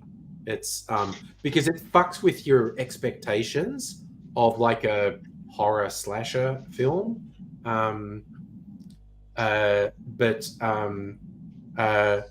I guess Wolf Creek 2 is maybe a bit more predictable than Wolf Creek 1, but it's still entertaining. Safa, I think Blog TV doesn't exist anymore, but who the hell knows?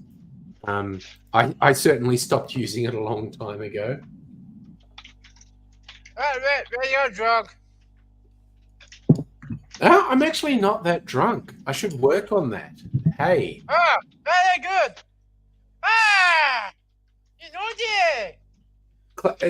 Okay, possibly looks a bit like a urine sample, but it's actually a clarified cocktail. Oh, I don't know. That's weird. It is pretty weird, but I love my clarified cocktails. So this is a mix. What's in this? What are they called? HPS box. HPS. Okay. What are they called? What's the HPS box also called? It's called a the box. Sorry, Sophie's asking me about what food I ordered. Hello, snack pack.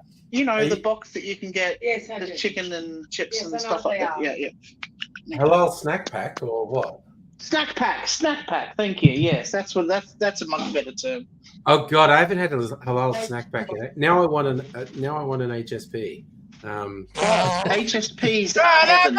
They're just and they're good because Sophie loves eating chips the next day after they're reheated. I can't stand reheating chips. Okay, all right.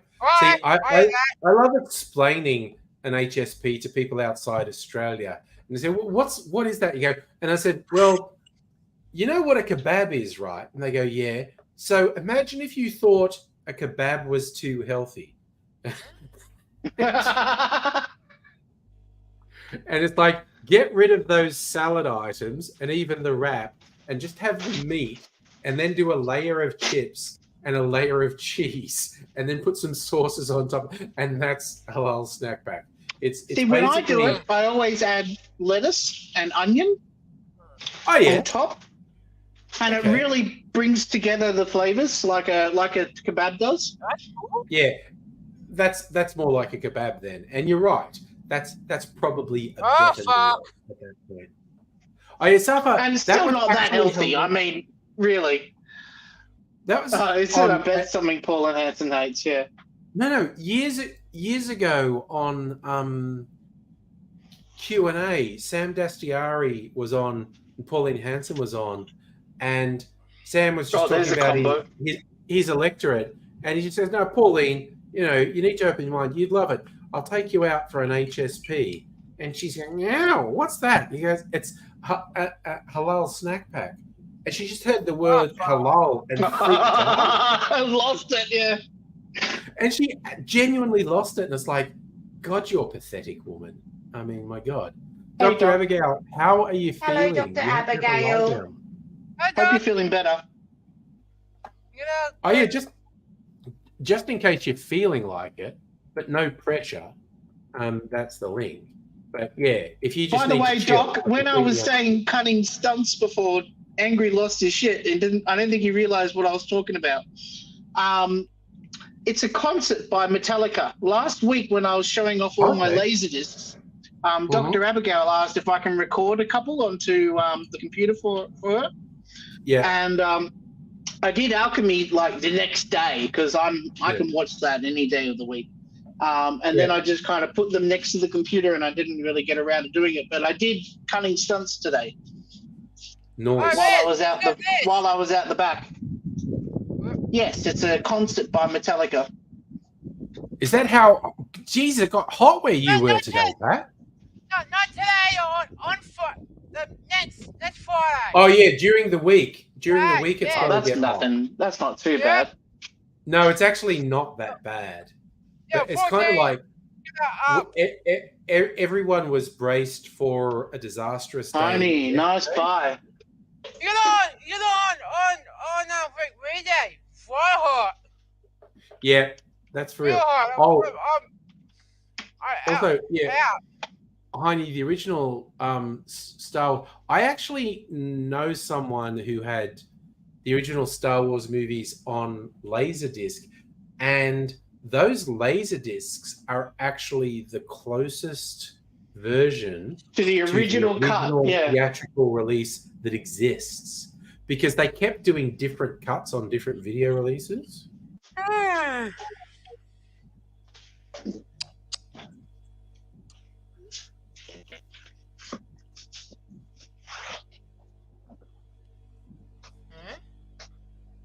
All right, if we're doing Laserdisc Star Wars, Oh yes, show off some Laserdisc. the big boys Laserdisc Star Wars pick. Oh, that's the Star Wars trilogy on Laserdisc. Right, this That's is a the nice 1995 version, the last one to come out, the latest one to come out before George Lucas got his filthy little mitts and started doing all the special edition. Yeah. Yeah. Okay, so the highlight of this is the book. Oh my Everyone's seen the movies before and stuff like that. You know, the movies are there, and I saw that. Empire. Yeah. And Jedi. Yeah. But that's nothing. Everyone's seen that, right? But the book is awesome because it goes right into the whole career of George Lucas. Oh wow. That's packaging's fantastic. That's the filming of Hoth. That's cool. Yeah, no, it goes into like Howard the Duck and all the Oh, other God, movies Howard that he the did Duck. as well. Oh, shit. That's old. What other movies did he do? He did a whole bunch of stuff with Lucasfilm's first 20 years. So it goes into THX because this was right when THX came out as well. Not the movie, the sound format. Oh yes, the sound format. Actually, speaking of the movie, Okay. I have the movie on disc. Yeah, I've got THX 1154. Was it 38? 1138? 38. Sorry, my bad. That's cool. Oh, here we go. The Indiana Jones stuff. That's the young Indiana Jones movie. Oh, nice. Because he did that TV series, Young Indiana Jones. Yeah. Yeah. Oh, I saw that. With River Phoenix. Yes. Young River Phoenix. Oh. The video game, Maniac Mansion. Oh my God. I remember that. Yeah, it was a video game that he did back in 1989. LucasArts made some wild video games in the 80s and 90s. But yeah, this goes through his whole early career. Return to Oz. There was a movie he made about a dude who made a car. And it was a really weird car that would turn the headlight when you turn the steering wheel. Oh, that was the Edsel, wasn't it? The guy who made the Edsel? Jeff Bridges. I don't remember. Hang on. Filmography. Here we go. Yeah. American Graffiti, Star Wars, More American Graffiti, Empire Strikes Back, Raiders of the Lost Ark, Twice Upon a Time, Return of the Jedi, Temple of Doom, Mishima, Latino, Labyrinth, Howard the Duck, Captain EO, Willow. Here we go. It was called Tucker, the man in his dream. Yes, Tucker was the guy who created a car called the Edsel, and it was like this high concept thing. It was the Edsel. Okay. Sorry, my bad. And it was a shit show. He got all these weird ideas in, and they just became increasingly impractical. And everything that he wanted had to be kind of dumbed down as it got to like when you're making a movie. You come up with a great idea, and then you're like, I can only do half of that, but I can only do a quarter of that. I can only do an eighth of that. Yeah. And really cool. You know, there's some stuff from Return of the Jedi. God, that is such a cool looking book. Oh, I saw that. That's wicked. Yeah. Really cool book. So that was the highlight of that. And that has, like I said, the original cut of the 3 films before George Lucas got his hands on it. Yeah. So no CGI of any aliens singing in Return of the Jedi, which is the scene everyone talks about how much they hate that Han shot first in Star Wars. Yeah. What I personally hate is in Return of the Jedi, there's this scene they have in at the start in Jabba's palace. Yeah, in Jabba's palace. And yeah. Han Solo is frozen, and there's this scene where it has an alien who sings, who starts screaming at the camera with her lips coming right up to the camera, like that. Thigh snootles.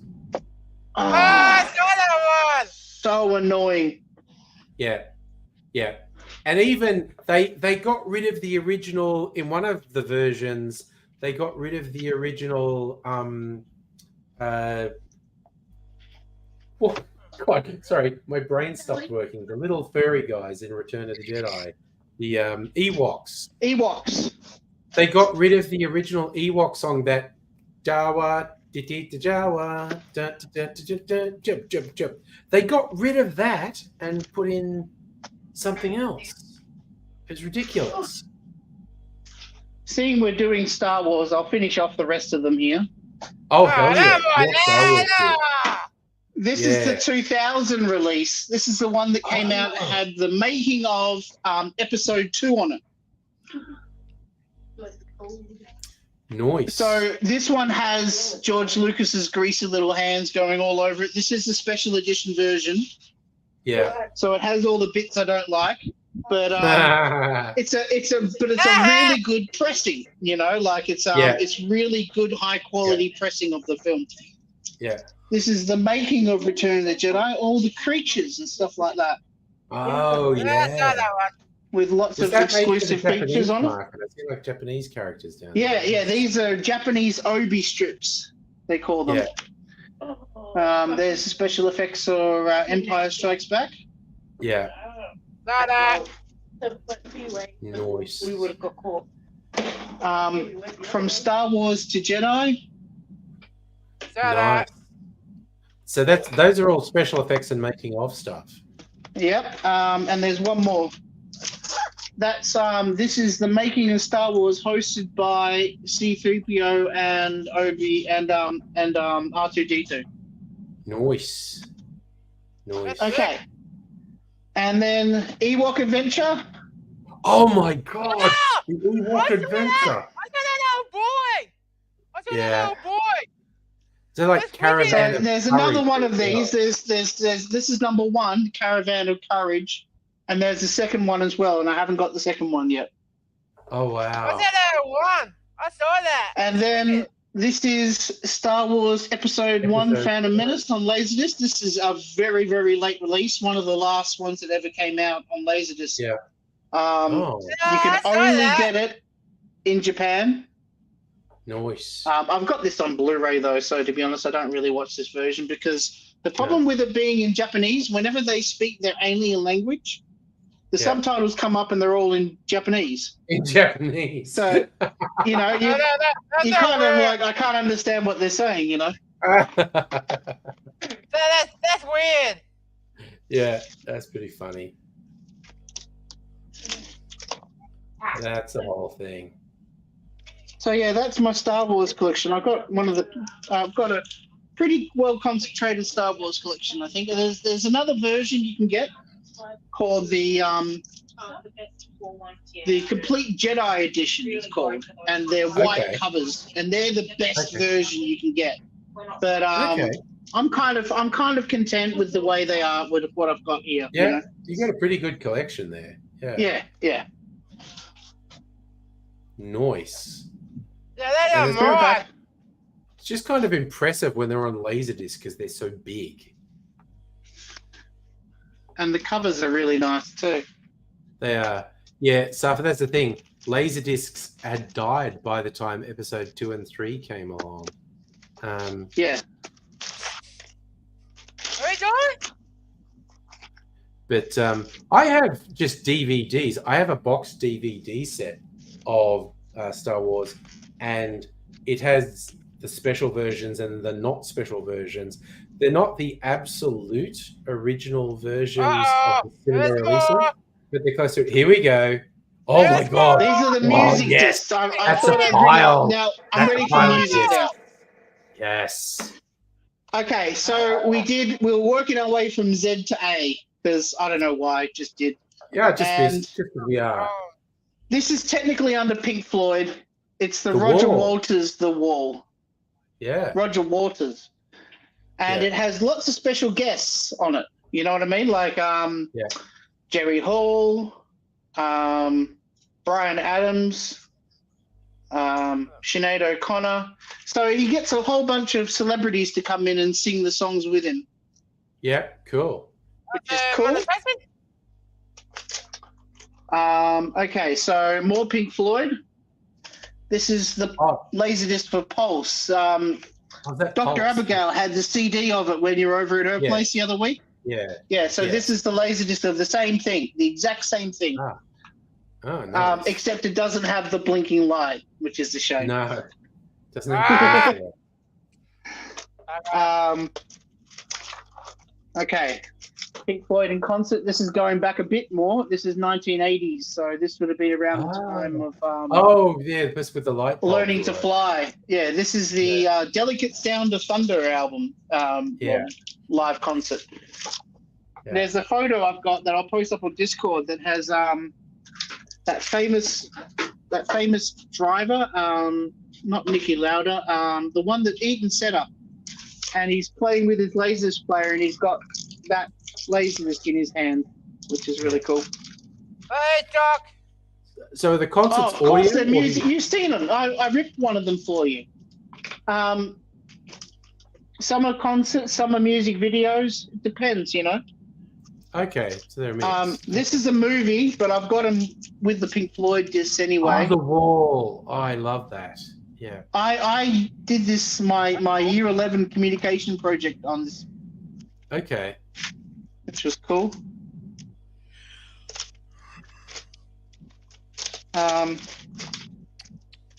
Okay. Some of these are out of order. All right. I missed this one last week. I've got Oh, no. Queen Volume 1 and Volume 2. This is Volume 2. Ooh, yeah. So these are just music videos. Okay.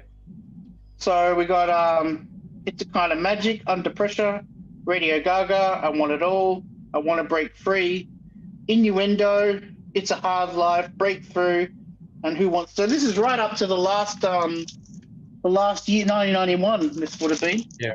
Don't you remember me, Dr. Abigail? Dr. Abigail is not on at the moment. Yes, she is. No, she's just asking who's the asking hottie you in the questions. background. Oh, you know who that is. Remember, you wanted her in your what was the Harem. word? Harem. Yeah. Okay, Phil Collins, Wife Registry Oh. or something. the live album, Yeah.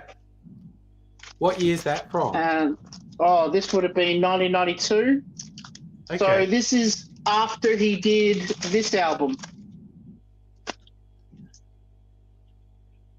Oh yeah, that was But probably seriously. his biggest.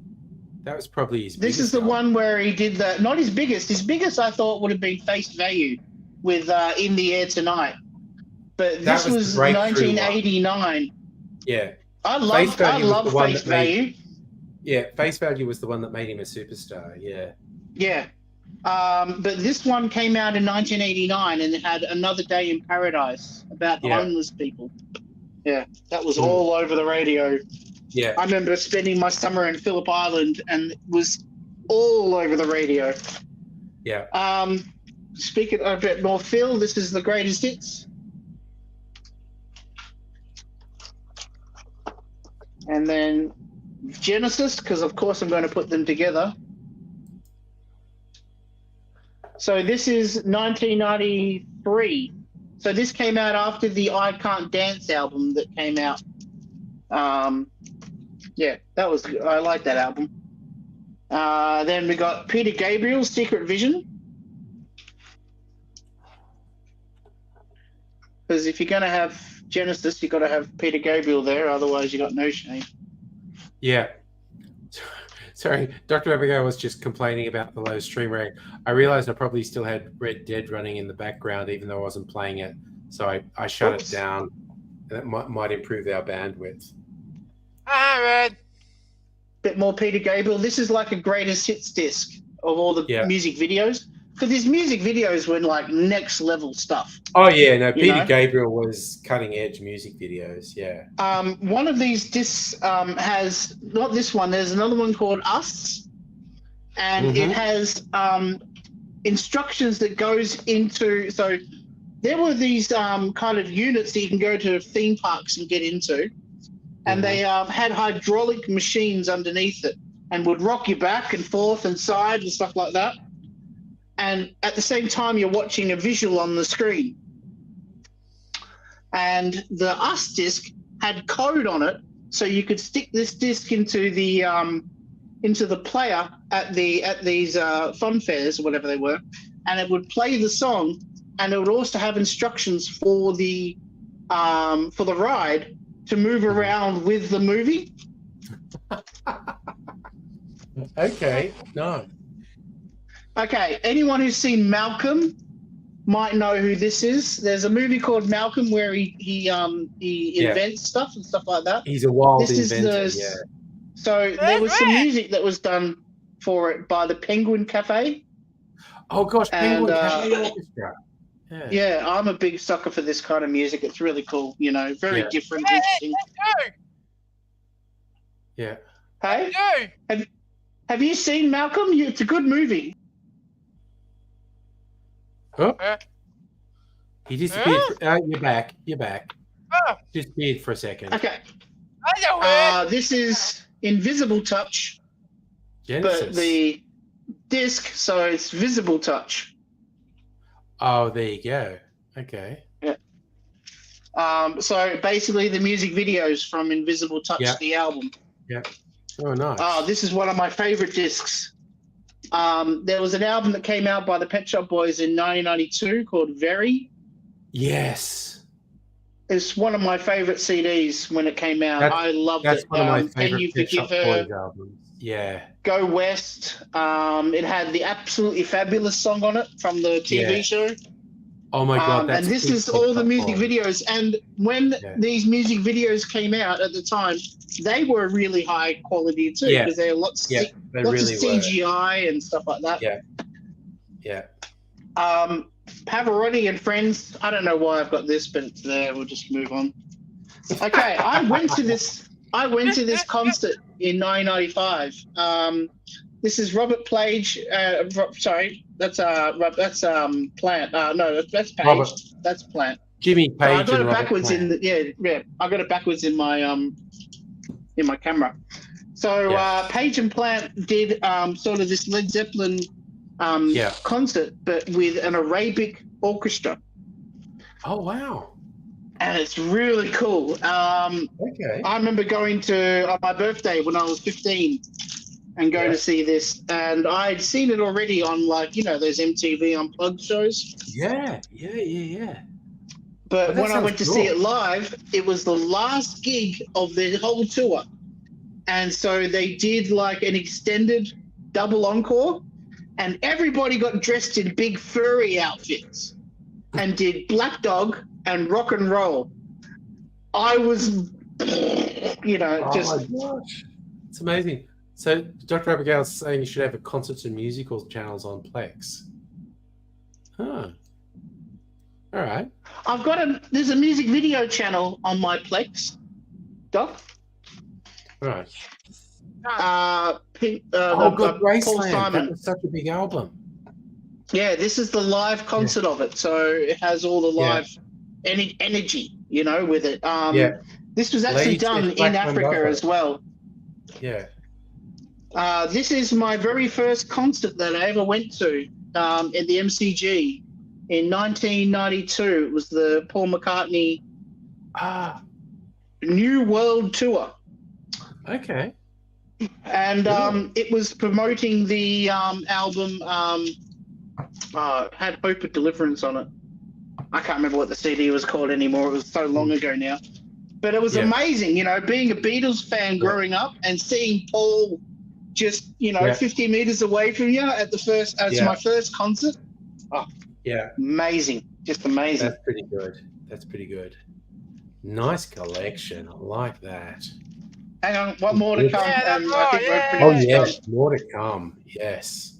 No, That's what I no like more. to Okay. hear. I No, said more to no come. more. No, more to come, Pat. More to come. I don't know. More to come. Shut up. Yeah, man. It's good. It's always more, Pat. There's always more to come. Oh, mate, we haven't even touched the movies. You know. I know. We're just doing the music at this point. All right, Paul McCartney. This is his 1990 tour. Moving on. Nice. So, same band members, and just 2 years before that, when he was touring. Okay. This is Nirvana Live. Oh, nice. Yeah, very cool album. Yeah. And the opposite spectrum, Neil Diamond Live. That again, very good performer, but as you say, opposite end of the spectrum. Yep, but that's me for you, Yeah. Motown. This is Oh. the 25th anniversary Motown concert with I Michael Jackson's first love- performance of Billie Jean. Oh, love I know, classic I Motown. I know my Jackson's birthday. Get it, Your birthday is Michael Jackson's birthday. Yeah. Nice. So you're Michael Jackson reincarnated. Okay. Yeah. Oh. I'm not. No. Moody Blues. This is them live. I've actually got a HD DVD that's much better than this one. As far as performance-wise goes, I like it when they did the 90s stuff. When they got into, I'm biased, I guess, because of the era that I grew up in. Yeah. But Moody Blues did lots of really cool music during the 80s and the early 90s. Mm. And I'm not really into the 70s soppy stuff. Yeah. I don't hate it, but I prefer the You prefer the the latest pop stuff. side when they did their pop music. Yeah. Meatloaf? There's a classic. Meatloaf. So this is like Bat Out of Hell and just Bat Out of Hell 1 pretty much. Yeah. Okay, so Video Aid. This is the disc they used to raise money for Live Aid before Live Aid came out. Yeah. But it's got some great songs like Frankie Goes to Hollywood, Relax, Wham, Wake Me Up Before You Go Go, Bananarama, Rough Justice, Ultravox, Vienna, Duran Duran, Save a Prayer. So I really like it because you can just chuck it on and it's like a whole mix of music at one hit. Absolutely. Yeah. You know what I mean? Yeah. Yeah. Okay, this is the 1984 version of Metropolis. I've also got the 1920s version. But I remember there was music for it done in the 80s. Yeah, Giorgio Moroder is the guy who did Electric Dreams and stuff like that. Giorgio Moroder, yeah. Yeah, thank you. You know how to pronounce it right. So you got a whole bunch of musicians in, like Freddie Mercury from Queen and stuff like that, to do all the to redo the soundtrack. And I like this version better. I know that's way against the grain. Everybody says they gotta watch the original. That was but good. I being a sucker for 80s music, and then mixed with this it's just they go together really well, And not that I want to encourage that sort of thing, but I can't believe there hasn't been a remake of Metropolis. But good point. I'm sure the storyline's been done a different way. Yeah, but like a literal remake of Metropolis, I can't believe no one. Metropolis, yeah. Okay, anyway. So you had 100% hits kind of discs. Yes. Stuff like that. This is sort of like that. It has Enigma, Return to Innocence, Joshua Caddison, Jesse, Richard Marx, Now and Forever, Swing Out Sister, John Cicada. Look, just one of those. It's just a compilation disc of the hits at the time. I've got a few of these. This is Mega hits. I don't even know what's on this one because everything's in Japanese on the back. But I'm sure I could figure it out. Look, I don't like breaking this because these covers are like sticky, and once you open it, you never quite get them right again. You know. But there's a website. No, this one. Look, I've taken the liberty of taking the center bit out so I can see. So we got bump and grind, back and forth, boom, shake, shake, shake the room. Oh God, I remember that one. All right. Mike and the Mechanics. Oh, God, this Mike is just and the a few Mechanics. songs. Boom. This has Silent Running, All I Need Is a Miracle, Nobody's Perfect, The Living Years. They're my favorites on this.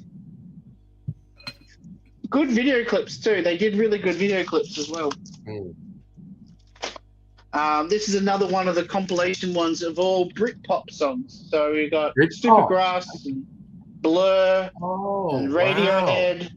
Wow. 90s Britpop. Holy cow. Yeah, really cool. No Oasis, funny enough. The greatest hits of Lenny Kravitz. Oh God, there you go. Yeah. Okay, speaking of Michael Jackson, this is volume 1 of his History album that he brought out in 1995. Okay. Yeah. So this is all the old school greatest hits. Yeah.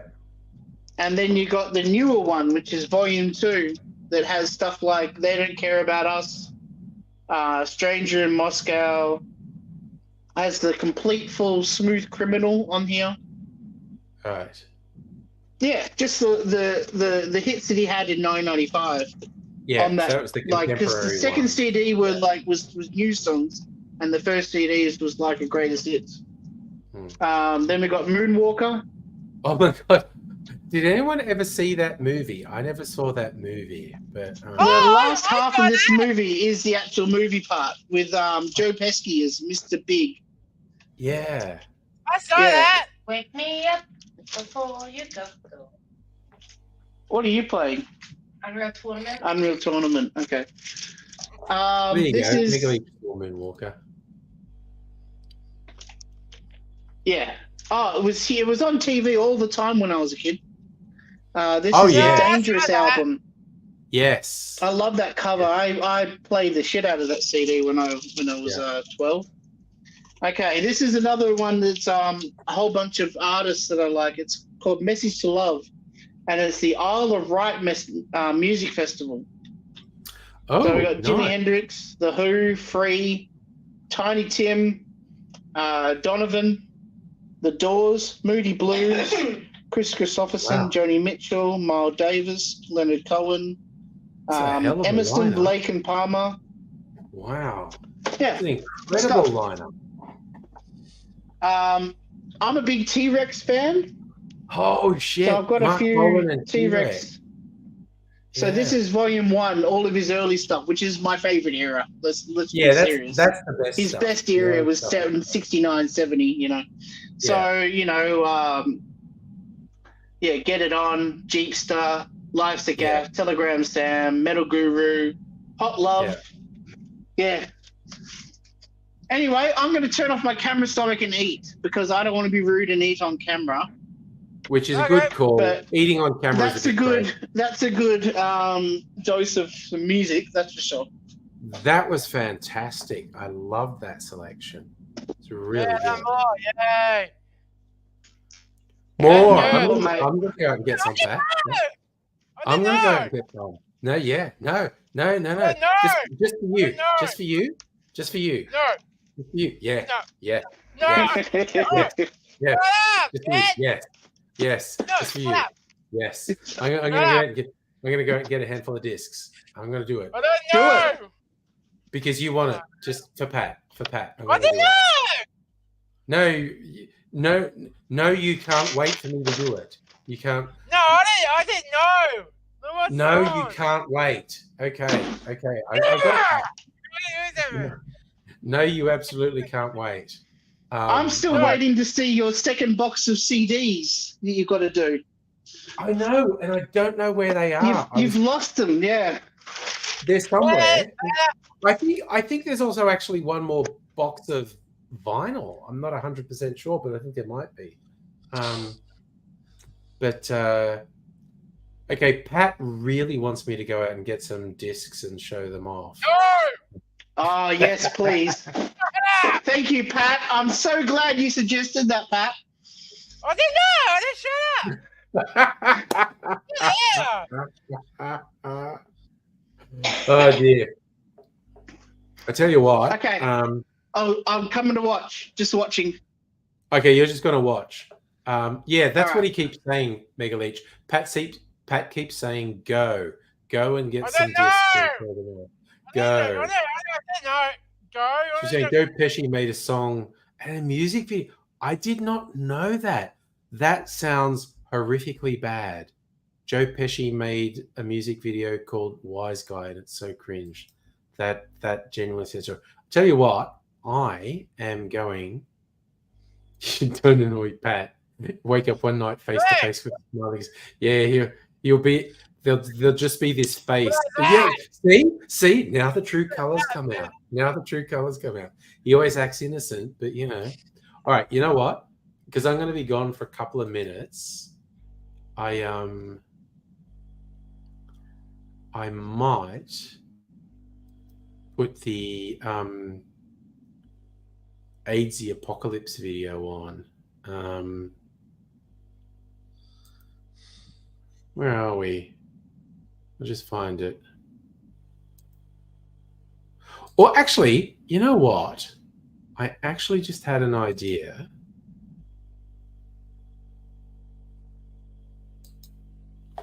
I might just, you know what? I've just got this idea of finding a classic AIDSy video. And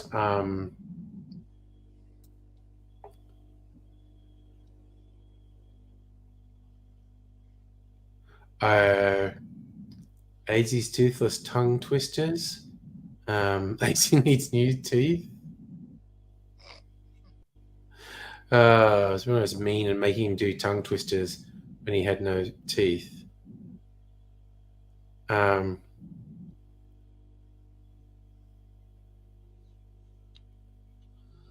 were so many AIDSy updates over the years because he was always in and out of hospital.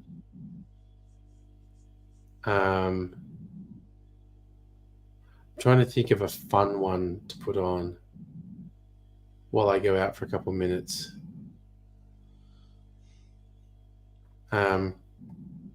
Honestly, this sounds like this is a 5-minute video.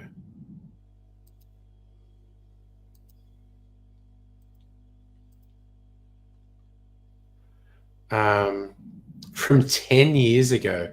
So we both look much younger. Okay, I'm going to put this on while I go out and get a couple of things. No, I'm not going to nap on the couch. I'm fine. Oh, God, was there a Dan Aykroyd, Tom Hanks rap song? That also sounds very bad. Right, I'm going to put this on. See what we say on this.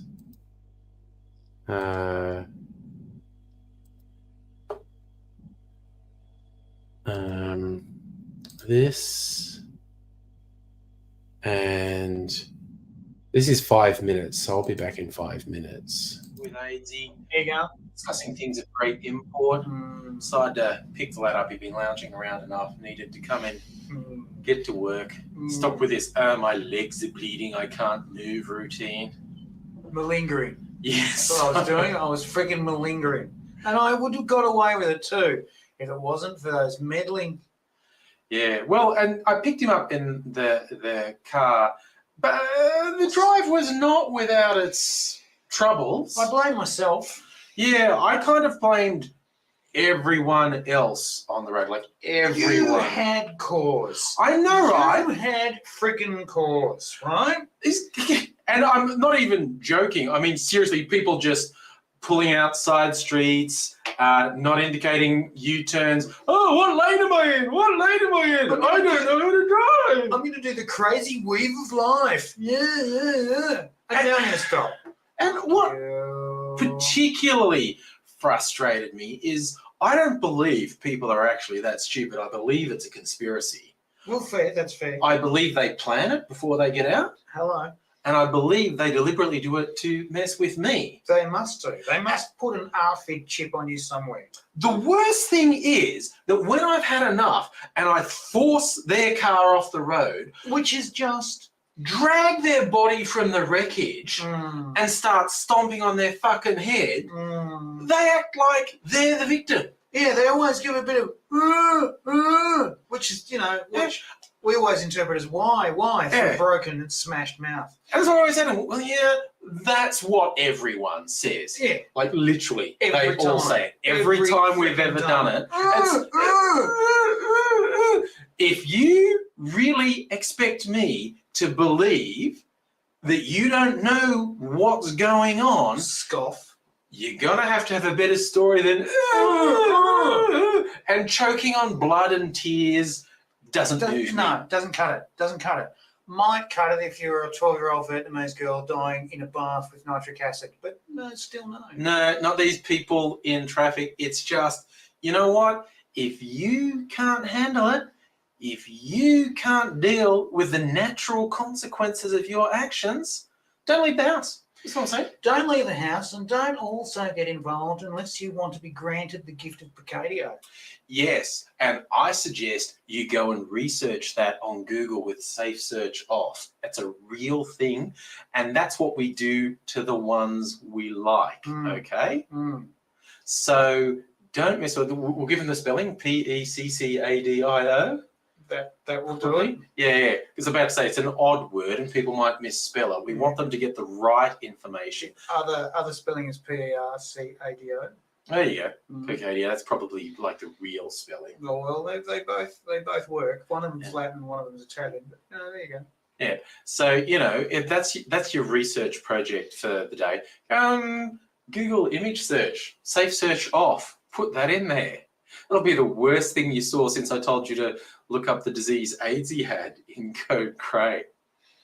Single best thing you can ever say to someone when you find something disgusting is don't look that up on the internet. That's better than telling them to look it up. Saying Better than showing them a picture, really. Yeah.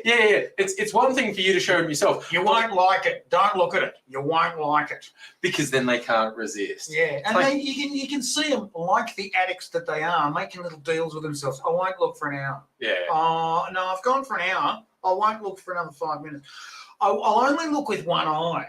I'll only look with the Safe Search on-ish, off maybe. I've typed it in now, but I won't press return, enter, whatever. Yeah. And then, you can watch it scratching away like the cockroach at the back of the head. And then, oh my God, I've seen it now and I can never unsee it. Oh, mum in my eyes. Yeah. Like, Fournier's gangrene, how bad could that be?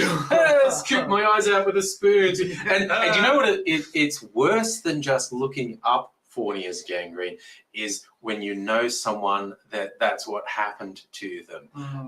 The true horrible secret, as we often tell people, is on AIDS Code Grey. You can go look that up. The full stage show tells you all of his misadventures. That if you want to be in misadventures of your own, I suggest you just get on the road in front of us when we're trying to get somewhere. Yeah, because I'm sick of that bullshit. Tired of it. Yeah. Death by punta. Start enjoying yourself. Yeah. Say, yes, sir, may I have another? Yeah. All right, a bit of that action. And hopefully there will be another with AIDSy quite soon. Lots going on and we're in the middle of it and we're going to tell you all about it and tell you the error of your ways, most likely. Most likely. Yeah, so we will see you again soon. Cheers. Bye.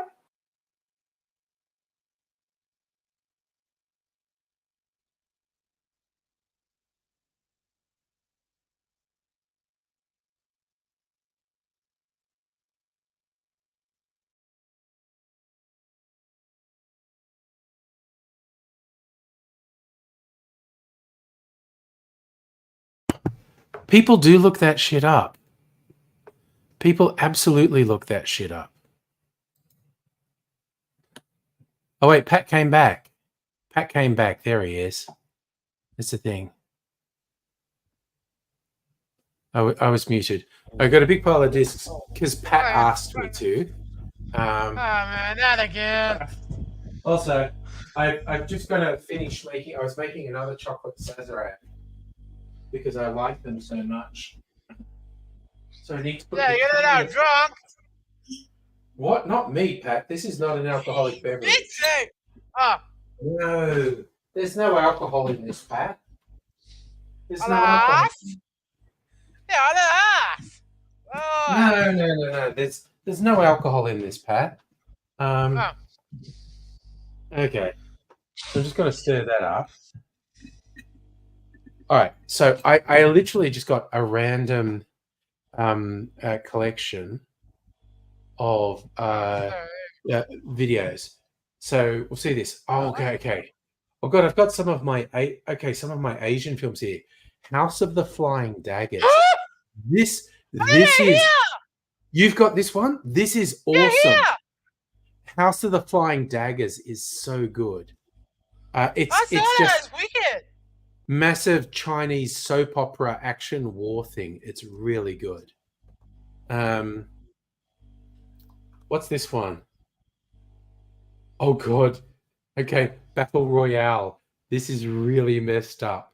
Yeah, this is the original Hunger Games. This is kids fighting to the death. This feels very light. The disc isn't in here. Why is this is Battle Royale too? I thought it felt light.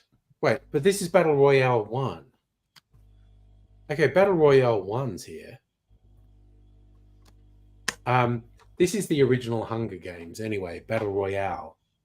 I'm not sure I've watched this one. Like, this is things when I get them and I'm not sure I've watched them. This is called Curse of the Golden. Saw that. Curse of the Golden Flower. It's got Chow Yun Fat and Gong Li in it. The director of Hero and House of the Flying Daggers, Zhang Yimou. So this is bound to be good. My dad saw that. Your dad saw that? Yeah, not me. I saw that. I'm not sure. My dad saw that. Still a couple more of my Asian films. Jet Li in Fearless. This is really good. Yeah, saw that one. See, Pat's seen all the Chinese martial arts films. There you go. Yeah. See? You were worried, Pat, but you Hey, love there, all these films I'm showing off. Yeah, no, Jet Li's Fearless is really good. And this is a Jackie Chan one, Forbidden Kingdom. Yeah, I saw that. This is pretty good too. I saw that one. Yeah. So, okay, that's all the Asian. And okay, now we're getting a really weird cross section coming up now. This is fun. I haven't watched this one. It's a New Zealand horror film called Black Sheep, where there are there's killer sheep. You've seen the Killer Sheep film, Pat? Yep, See? I saw that. At 18, I saw that. This whole thing. Okay, and again, randomly, this one at Blade 2. I saw that. I saw Okay. that See, yeah, you love Blade. This feels like this is a double disc. This is a double disc edition. 4. So this is a double disc edition. One's the movie and one's a whole bunch of making of stuff.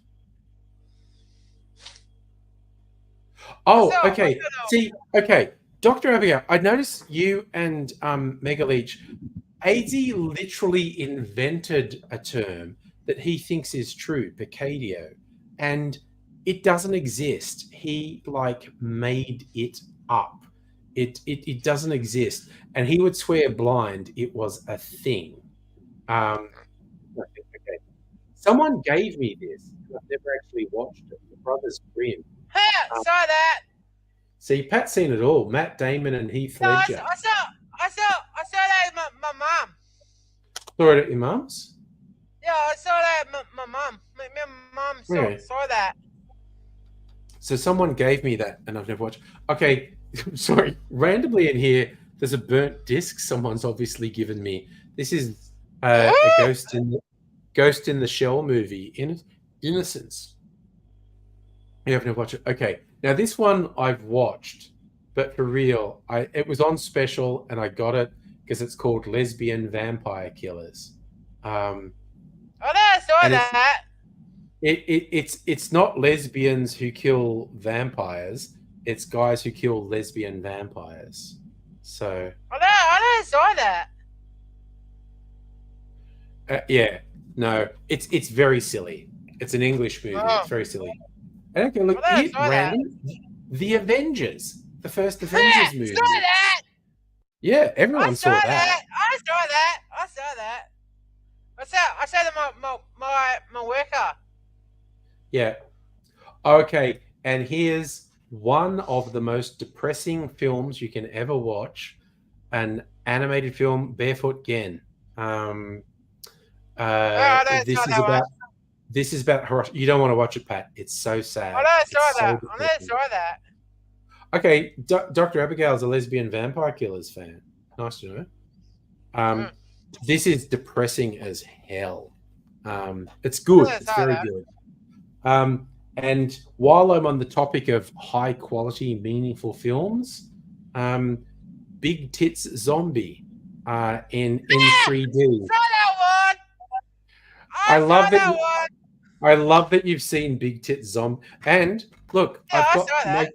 my 3D glasses are in here, so I can Oh. watch this in 3D. Big Tit Zombie in 3D. So, oh god, this is a good movie. Dark as hell. Children of Men. This is just. I never saw that one. Oh, this I is never saw dark. that one. The year is 2027, the last days of the human race. No child has been born for 18 years. He must protect our only hope. This film, this is an apocalypse film. This is very dark. Yeah, Nice, I never Dr. saw that. Abigail. If you want to feel big tits looking at Zimba. Yeah, okay. Oh man. Yeah, Children of Man is good. It's really dark. Very good. And speaking of really good films, Chopper. This Saw that. This my kicked dad. ass. This is such a good movie. Eric Banner's first dramatic role, really good. My best friend back near my house. Look Yeah. at that. That's wicked. Sorry, your best friend knows that film's about you and all the people you murdered in the underworld? Okay. fair enough. Alright, shut up, Red. Yes, Dr. Abigail told the story about meeting Chopper. Now, again, really good film, Collateral, Tom Cruise and Jamie Foxx. This is a really good film. Very non-Tom Cruise role. He's a contract killer and he's awful. Very, very no ego stuff from Tom Cruise. This is a really good film. I never saw Oh. that one. Okay, this one inexplicably won the Academy Award for Film of the Year, I think, and it's honestly kind of shit. Crash. It's this whole thing about white people guilt. It's terrible. Actually, it's not terrible, but there's no way it should have won an Academy Award. I never saw that. It's ridiculous. Oh, but this is a good one. A non-Quentin Tarantino. This True Romance, Christian Slater and Patricia Arquette. The script is written by Quentin Tarantino, but he didn't direct it. This is really good. This is great. I never saw Yeah. that one. It's really good. Yeah. Strictly saying that movie Crash was terrible. And it's an awful joke that it won. Oh, I've got to watch. This is so long. Once Upon a Time in America. Sergio Leone's gangster epic. 2 discs because it's so long. 220 minutes. So not far shy. Not far shy of 4 hours of gangster film. So Fuck. That's the only answer, Pat. Fuck. Yeah, I said fuck. I never saw that one. 4 hours of gangster film. What the hell? I don't know. I never Oh. saw that. And while we're on De Niro, absolute classic, Taxi Driver, fantastic movie, really good. Young Jodie Yeah, Foster. what's that on? Oh, it's pretty dark. It's pretty dark and messed up. 70s movie, very good though. Very young Robert De Niro, young Jodie Foster in it, and it's really messed up. The guy being a vigilante and whatnot. I know. Actually, Strictly Sega, genuinely surprised Pat hadn't seen, because Pat had seen so many of those. Genuinely surprised that he hadn't seen Taxi Driver. And yes, Sybil Shepherd. Sybil Shepherd's really good in it too. And yeah, Jodie Foster is pretty friggin' amazing. And yeah, Heine, apparently New York in the 70s was pretty fucked. It was just pretty grungy. And areas of New York that are now like the highest rent areas in the world were like absolute no-go zones ridden with crime and whatnot in the 70s. So, but Taxi Driver is a great film.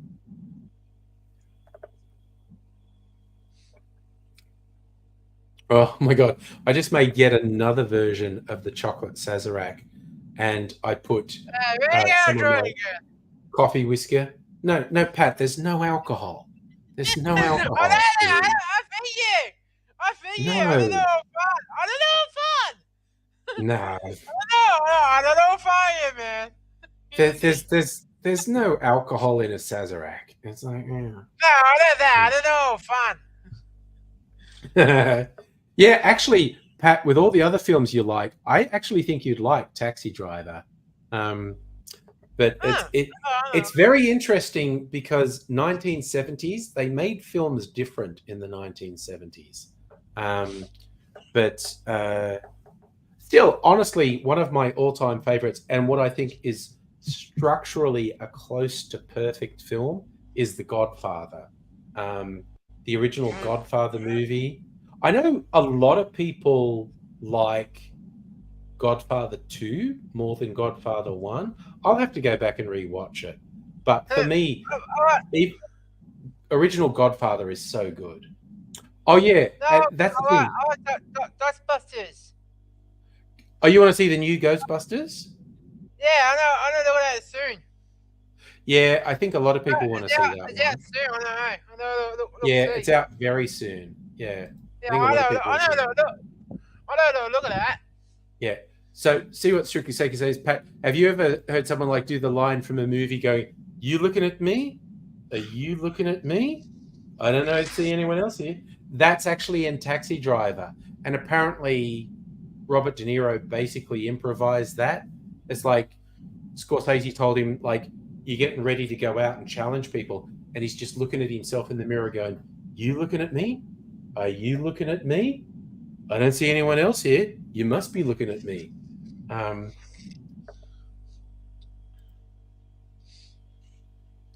Both, Dr. Abigail, they were different and they did things differently.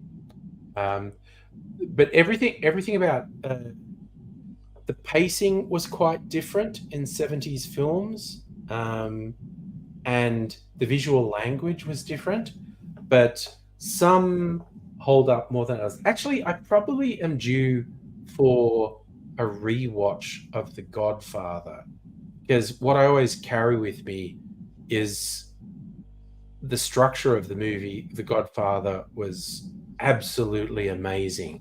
Like, the way the story played out was absolutely incredible. Yeah, I didn't see your cat. You haven't seen my cat? Yeah, that cat. Shadow, she's around. Yeah. Like, I drag her on. She's very weird. Like, it's bedtime. You might suddenly hear a cat meowing. You might hear a cat meowing really loudly. She does that. She's very weird. But I didn't see that cat. She's kind of grey more than black, but yeah, you know, she comes up sometimes. Yeah, I But saw that cat. she's a bit weird. She just occasionally comes in and meows really loudly to announce that she's You gotta there. hide. You gotta It's the hide. way it's the way she says hello. She just meows really loudly.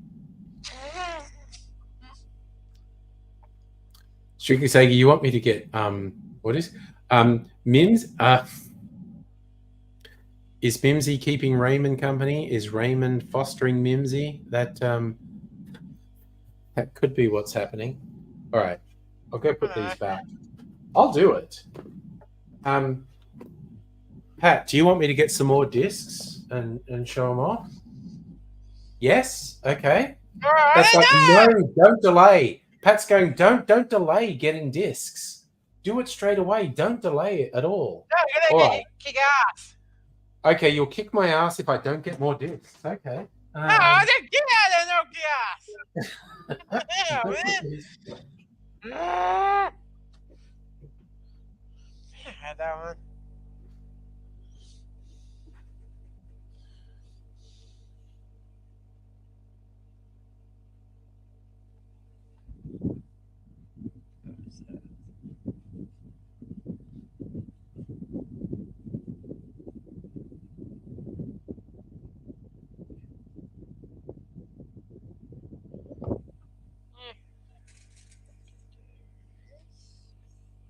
Huh?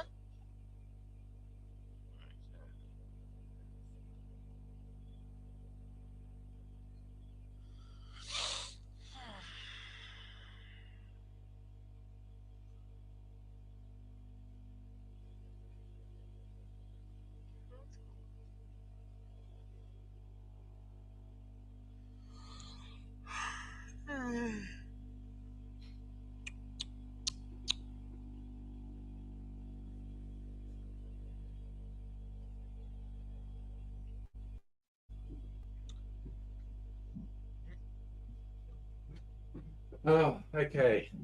Pat, please control yourself. I'm here with the discs now. I know you were really keen to get me to get them. Have we considered getting another cat? Not really. Who knows? Okay, honestly, Strictly Sega, that's hilarious.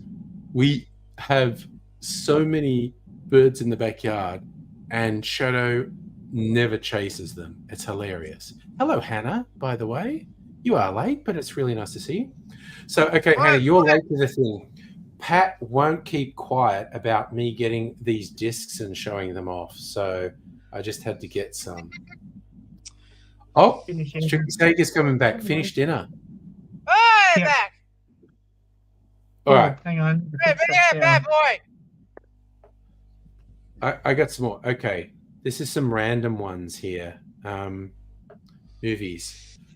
This is good. I mean, honestly, there's some questionable stuff in V for Vendetta, but broadly, I really like this movie. Oh no, I didn't saw that one. It's pretty good. Yeah. Wachowskis. I love the Wachowski brothers. Yeah. It's I didn't saw that one. It's about fascism, basically. They're Natalie the Portman same and guys that did Hugo Matrix. Weaving. Yeah.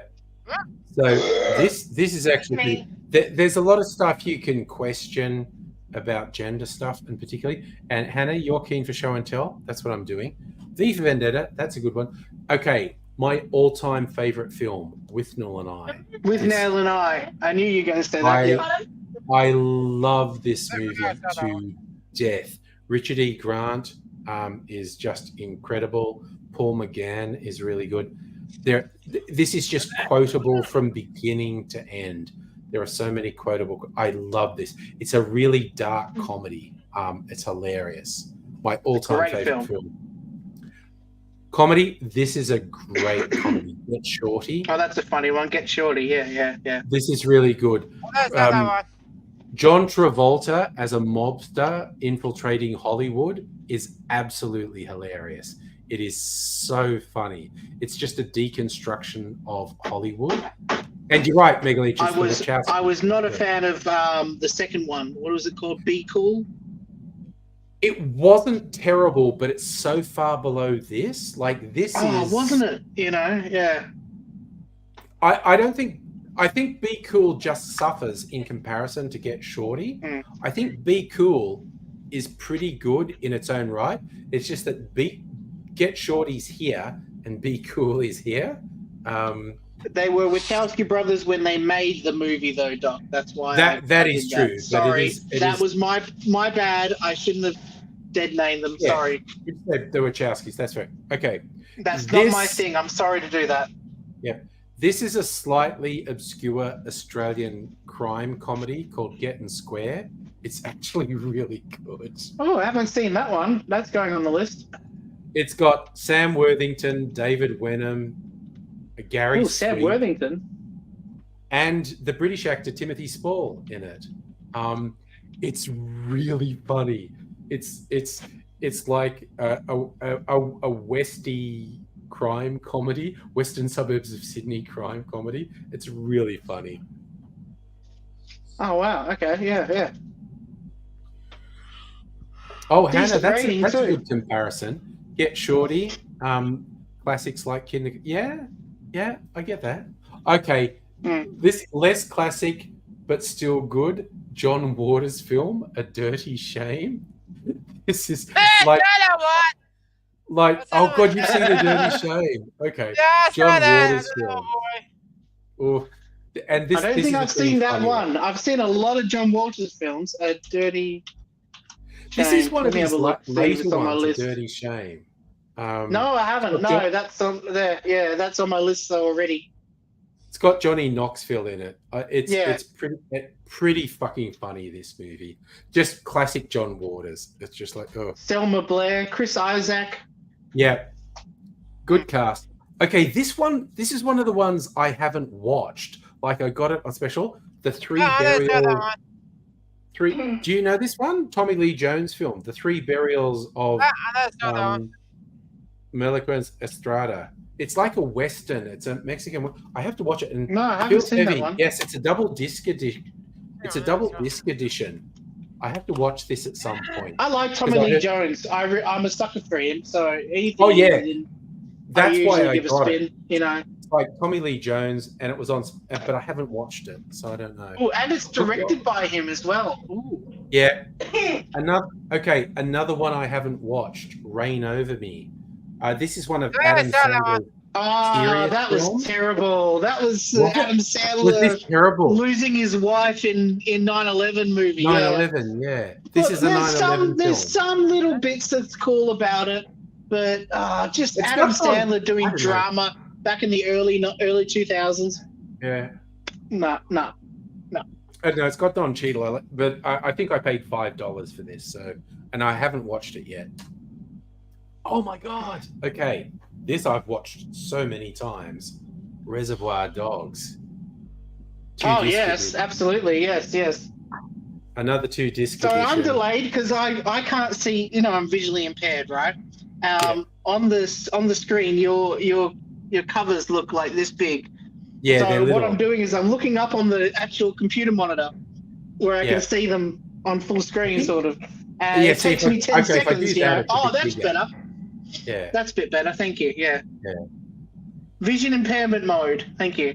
yeah, that's fine. I think I Yes, I there's love an Reservoir Adam Dogs. Sandler film, And the soundtrack was great. yeah, there's an Adam Sandler film about to come out on Netflix called Spaceman that looks like it might actually be good. It's like things like Punch Drunk Love, and every now and Punch then Drunk he Love does was a good, okay. every now and then he does a good drama. And there's one coming out on Netflix called Spaceman that looks like it might be a good one. Okay, And Uncut This- Gems is a really good one too. With him.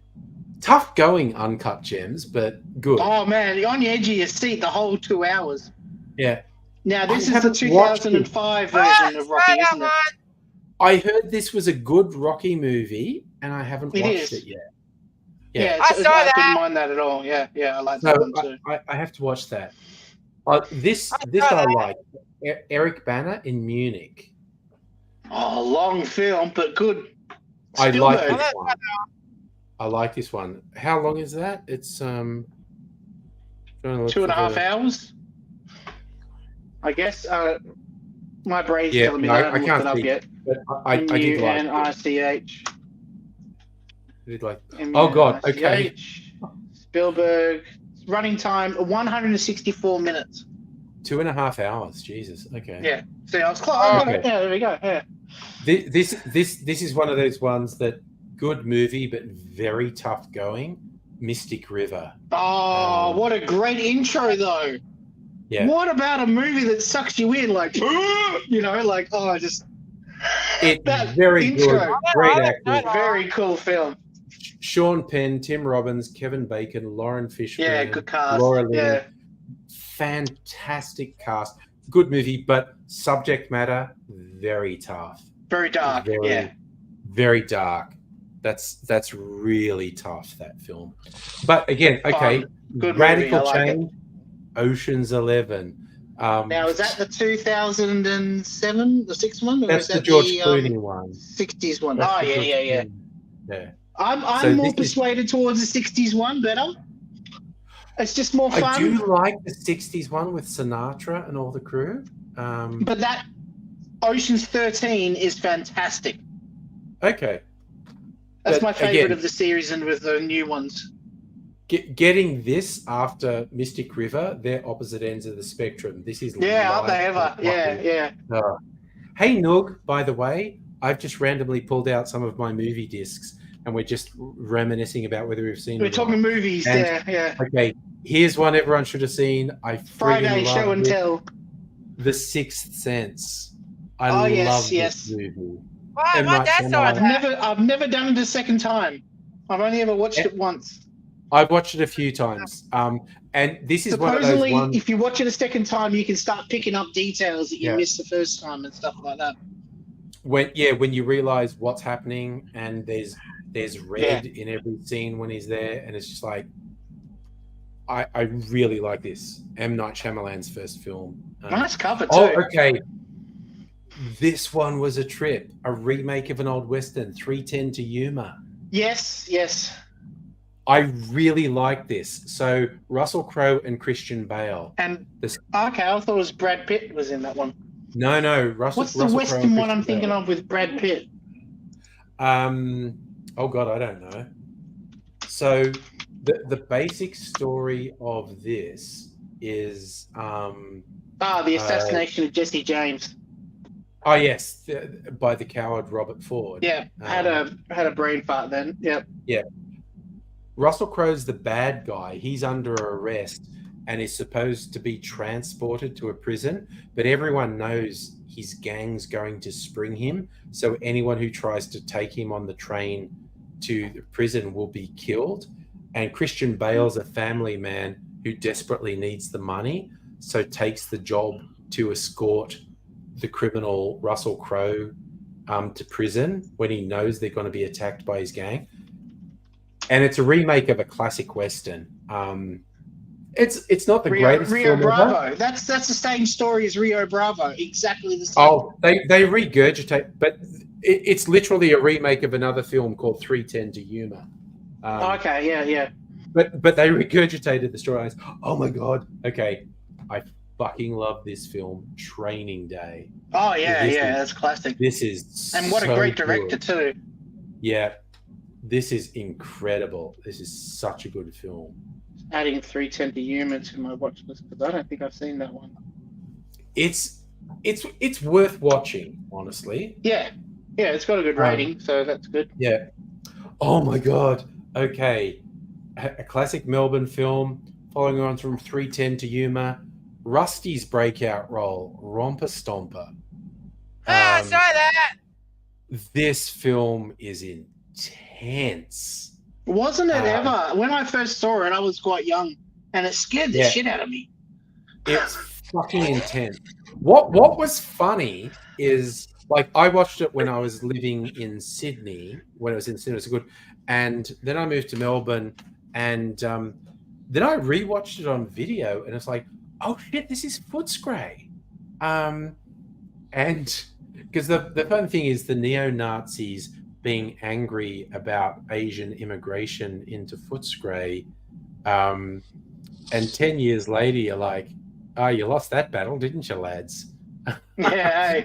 Like the Vietnamese migrants were the ones who were welcomed, and Footscray was all the better for it. And you, And Springvale, you worthless skinhead motherfuckers, gone by the wayside. So it was kind of funny watching Romper Stomper again 10 years later, and realizing, oh shit, this is all about Footscray, and the Nazis lost big time. Yeah, didn't they ever? Yeah. As they friggin' deserve to. Rewinding back to Training Day, that director, Antoine Fuqua, he did Equalizer, the Equalizer films as well. And Magnificent Seven, apparently. Oh, really? Oh, there you go. Okay, I've got to see that one too. But really, really good director, and he works so well with Denzel. They just really work well together. That movie is fucking incredible. It's so good. Training Day, yes. Through There's another one he did called The Guilty, which is really good as well. Okay. The actor you really like, Jake Gyllenhaal. Oh, yes. Okay. Yeah. A demoted police officer assigned to call a dispatch desk is conflicted when he receives an emergency phone call from a kidnapped woman. Yes. But just ignore the plot. Just go, look, it's Jake Gyllenhaal and a really good director. So you're in good hands. Yeah. Oh God! Speaking of which, Jake Gyllenhaal, the Roadhouse remake on Prime. Oh right, yes. Has that come out yet? That's either just come out or just about to come out. I've seen it. I got a preview of it. It's very entertaining, and Jake Gyllenhaal. Good. Okay. Jake Gyllenhaal's just really good in it, and also he's freakishly buff as fuck in that movie. It's just like after his last few movies, he's been doing some pretty buff movies lately. What was that one where he was the tabloid video news guy? Nightcrawler. Holy shit, that movie was intense. Yeah, Nightcrawler was a fantastic film. Yeah. I loved it. My favorite is what's that one where they go back 7 minutes? Yes. And it's on the train? Source Code. Yes, Source Code. Yeah. Oh, yeah, that was a good one. That was directed by David Bowie's son. Oh, there you go. So, and the one that came out a couple of years ago, there was an ambulance movie by Michael Bay that they filmed during the pandemic. Yes, and that's really good. Michael Bay usually goes way over the top, but he pulled it right in for this, and it did a good job. Okay. Oh, Hannah, that sounds like a really good exhibit you're going to this weekend. Fairy tales from all kinds of stuff, including Labyrinth. Well, if you get to see David Bowie's codpiece, it's all worthwhile.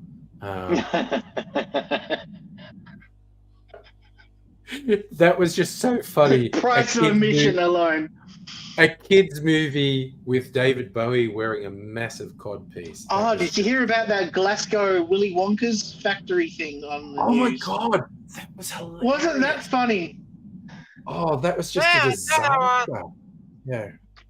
And his excuse was, we ran out of holographic paper. Like that was going to be what's the difference between good and bad.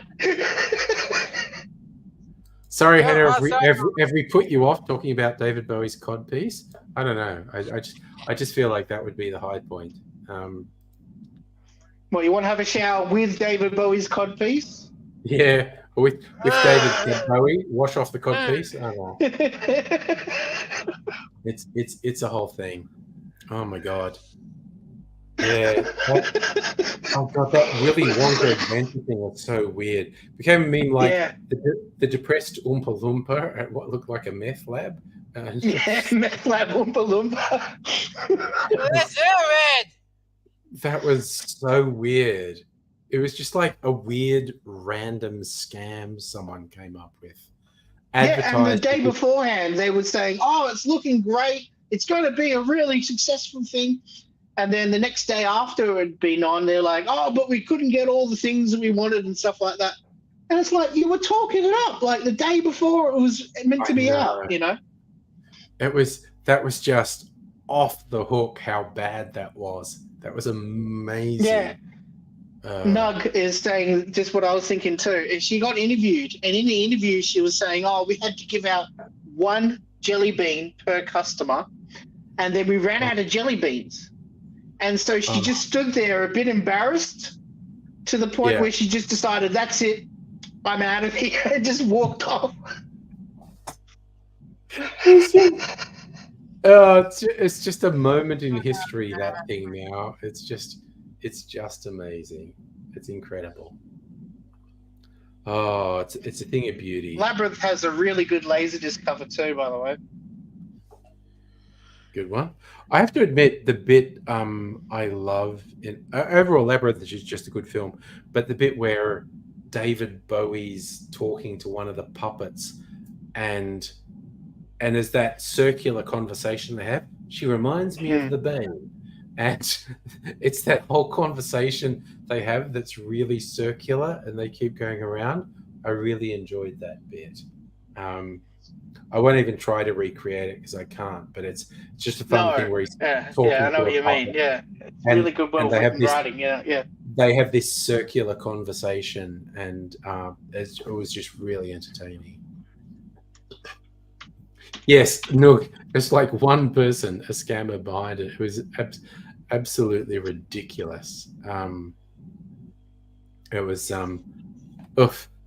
It's kind of like I subscribe to various newsletters for fun things. I think it's the old school one, Dig, still, and because I remember Dig being a big thing 15 years ago, but they still have a newsletter, and one of the regular features in the newsletter is this week's one main character.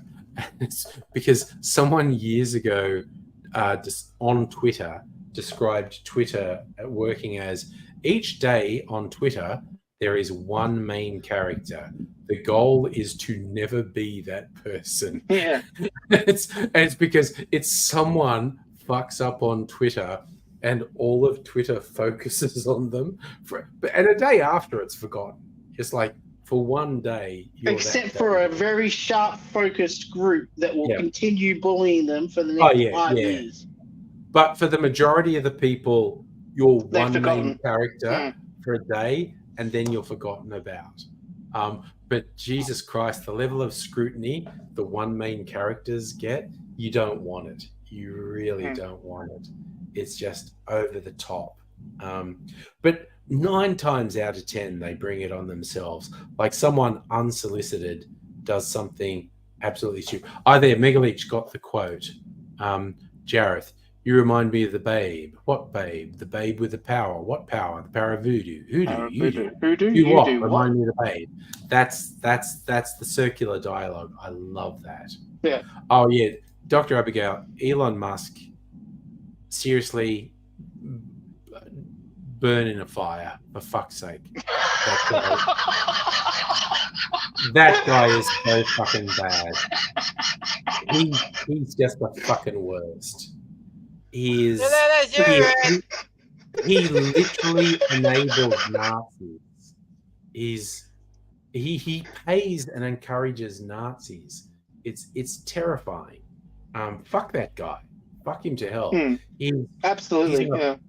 He's an apartheid nepo baby who, from his inheritance from apartheid emerald mines, bought his way into other people's companies and repeatedly pretended it was all his idea when all he did was buy his way into the company. Fuck that guy. He's fucking garbage. The only thing is like, richest man in the world. Well, like all the people, not all the people, but most of the people on those richest lists, 99% of his wealth is imaginary. It's tied up in the stock prices of companies, which is completely ephemeral and holds no actual value. But doubtless the fucker, and like a lot of rich people in the world of the richest list, also had a massive leg up to begin with. Oh, absolutely. No, he was born into privilege. There's no two ways about it. But let's see, even with 99% of his wealth being imaginary, he can lay his hands on $1 billion in cash, which is criminal. That with all the fucking downtrodden people in the world, the idea that some people have that much wealth at their disposal is criminal. Suffer, I'm sure lots of people have said even worse than that. Okay, the weirdest thing about Musk and court cases is when he called the guy who ran the rescue of the kids in the cave in Indonesia, and he called that guy pedo guy, and he got sued, but he got away with it. He absolutely should have been prosecuted for that. So here's some of my newest discs, if you're curious. Yeah. Oh, Beetlejuice. Okay. Oh my God. Everyone's got Beetlejuice on Laserdisc, but the reason why I wanted this one is because the normal one comes as a pan and scan kind of version, which means they take, imagine a widescreen movie comes out about this far further than the actual video, and all they show you is the square, because back in the old days we had square televisions, you know? Yes. So this is the widescreen version where they take a letterbox. So you got the black bars at the top and the bottom of the screen. Nice. And it also has AC3 sound. So this has, surround sound. Oh, nice. Instead of just stereo sound. So that's really cool. Nice. Sophie is a massive Whoopi Goldberg fan. So I try to get all the Whoopi Goldberg movies. Oh, wow. This is a really sweet film about a father and daughter that have lost their wife. And she's a maid and comes in and helps out with the family. Yeah. This one I showed recently already, but that's on the phone. Yes. Bottle Rocket. So this is Wes Anderson, his first film. Yeah, this is a classic, and James Caan's in this as well. Film for those brothers. Yes, it is too. I think. Yeah, Owen and Luke Wilson. Owen and Luke. Thank you. Luke. Yeah, I had a brain fart. I saw that in the cinema. That movie's great. I missed the first one, but I saw Rushmore at the cinema, and I've seen just about every single Wes Anderson film ever since. My favorite is The Life Aquatic. I saw Bottle Rocket at the Valhalla Cinema in Glebe, Sydney. Oh, wow. Was that a good cinema back then? Back in the 90s, yeah. It's cool. Next one, I get family movies as well. I like to get family movies. Oh, okay. So this is Rick Moranis and Ed O'Neill. Yeah. Ed O'Neill's the dad in Modern Family and stuff like that. Yes. And in Married with Children. Rick Moranis is sorely missing in our cinema screens at the moment. Another Robert Altman film. I love Robert Altman movies. Haven't seen this one yet though. Secret Honor. I don't know that one. But I get anything Robert Altman. I'm just thank you. Yep. Yeah, fair call. This one I've seen like 10 times, but I thought I'd get it on Laserdisc because it's a nice copy. Oh my God, what a classic. Are you trying to seduce me? Mrs. Is Robinson? that what you're trying to tell me? This one I haven't seen. It's called And God Spoke. I've heard of this. What's the premise of this? Not me. It's Let There Be Laughs. In the tradition of This Is Spinal Tap comes the hilarious and critically acclaimed mockumentary about low-budget filmmaking. Cameo appearances with Lou Ferrigno, Eve Plum, and Soupy Sales, veteran comedian. Yep. I saw this. Yeah. They're making a film about Jesus.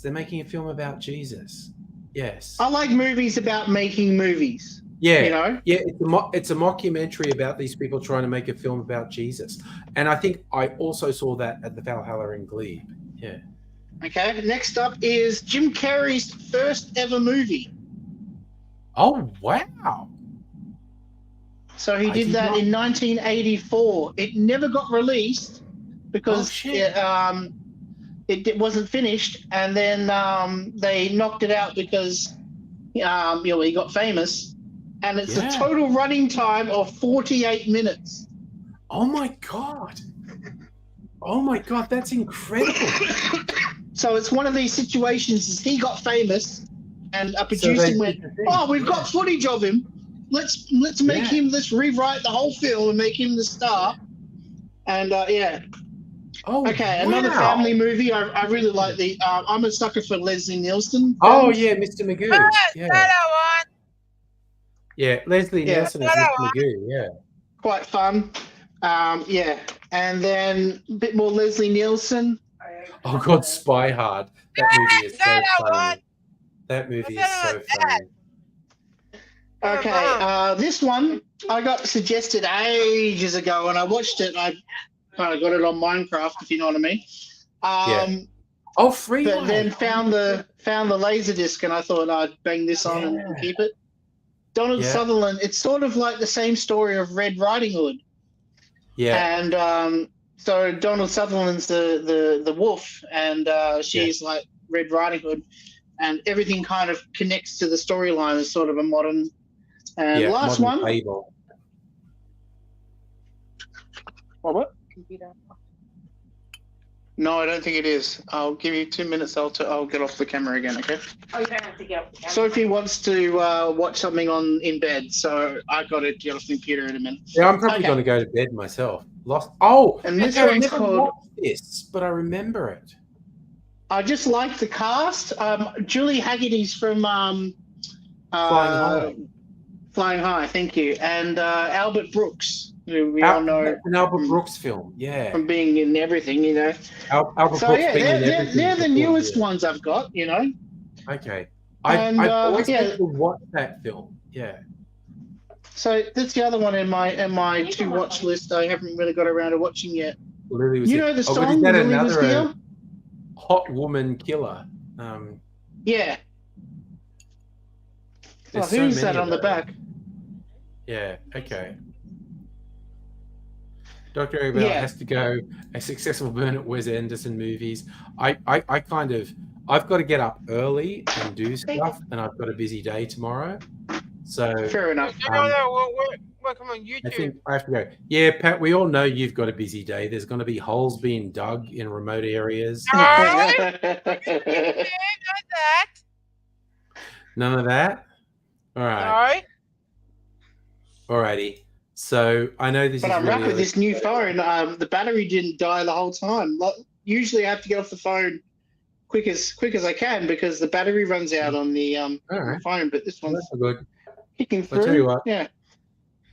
I got my double cherry. Oh, so I'm here for the cherry. I'm witnessing the cherry, guys. Double cherry. Oh my god, so yummy. I love all these the way cherries. Across the sky. Not about that. All right, so no stream tomorrow night. I'm going to see June 2. Probably streaming on Sunday. I'll give a review, a score of June. No spoiler review of June. A non-spoiler review, yeah. Probably also a review of the cocktail bar we're going to before the movie. So, See you fine folks another time, and I'll bid an early goodbye to everyone Pat's going to see off this mortal coil when he finishes this stream. I know now. I'm sorry, guys, your time was up. You see that cherubic smile, and it was just your number was up. Sorry, fellas. Sure, boy. No, he would absolutely get me if he could. Get out of that. I'll see you all another time. Bye for now.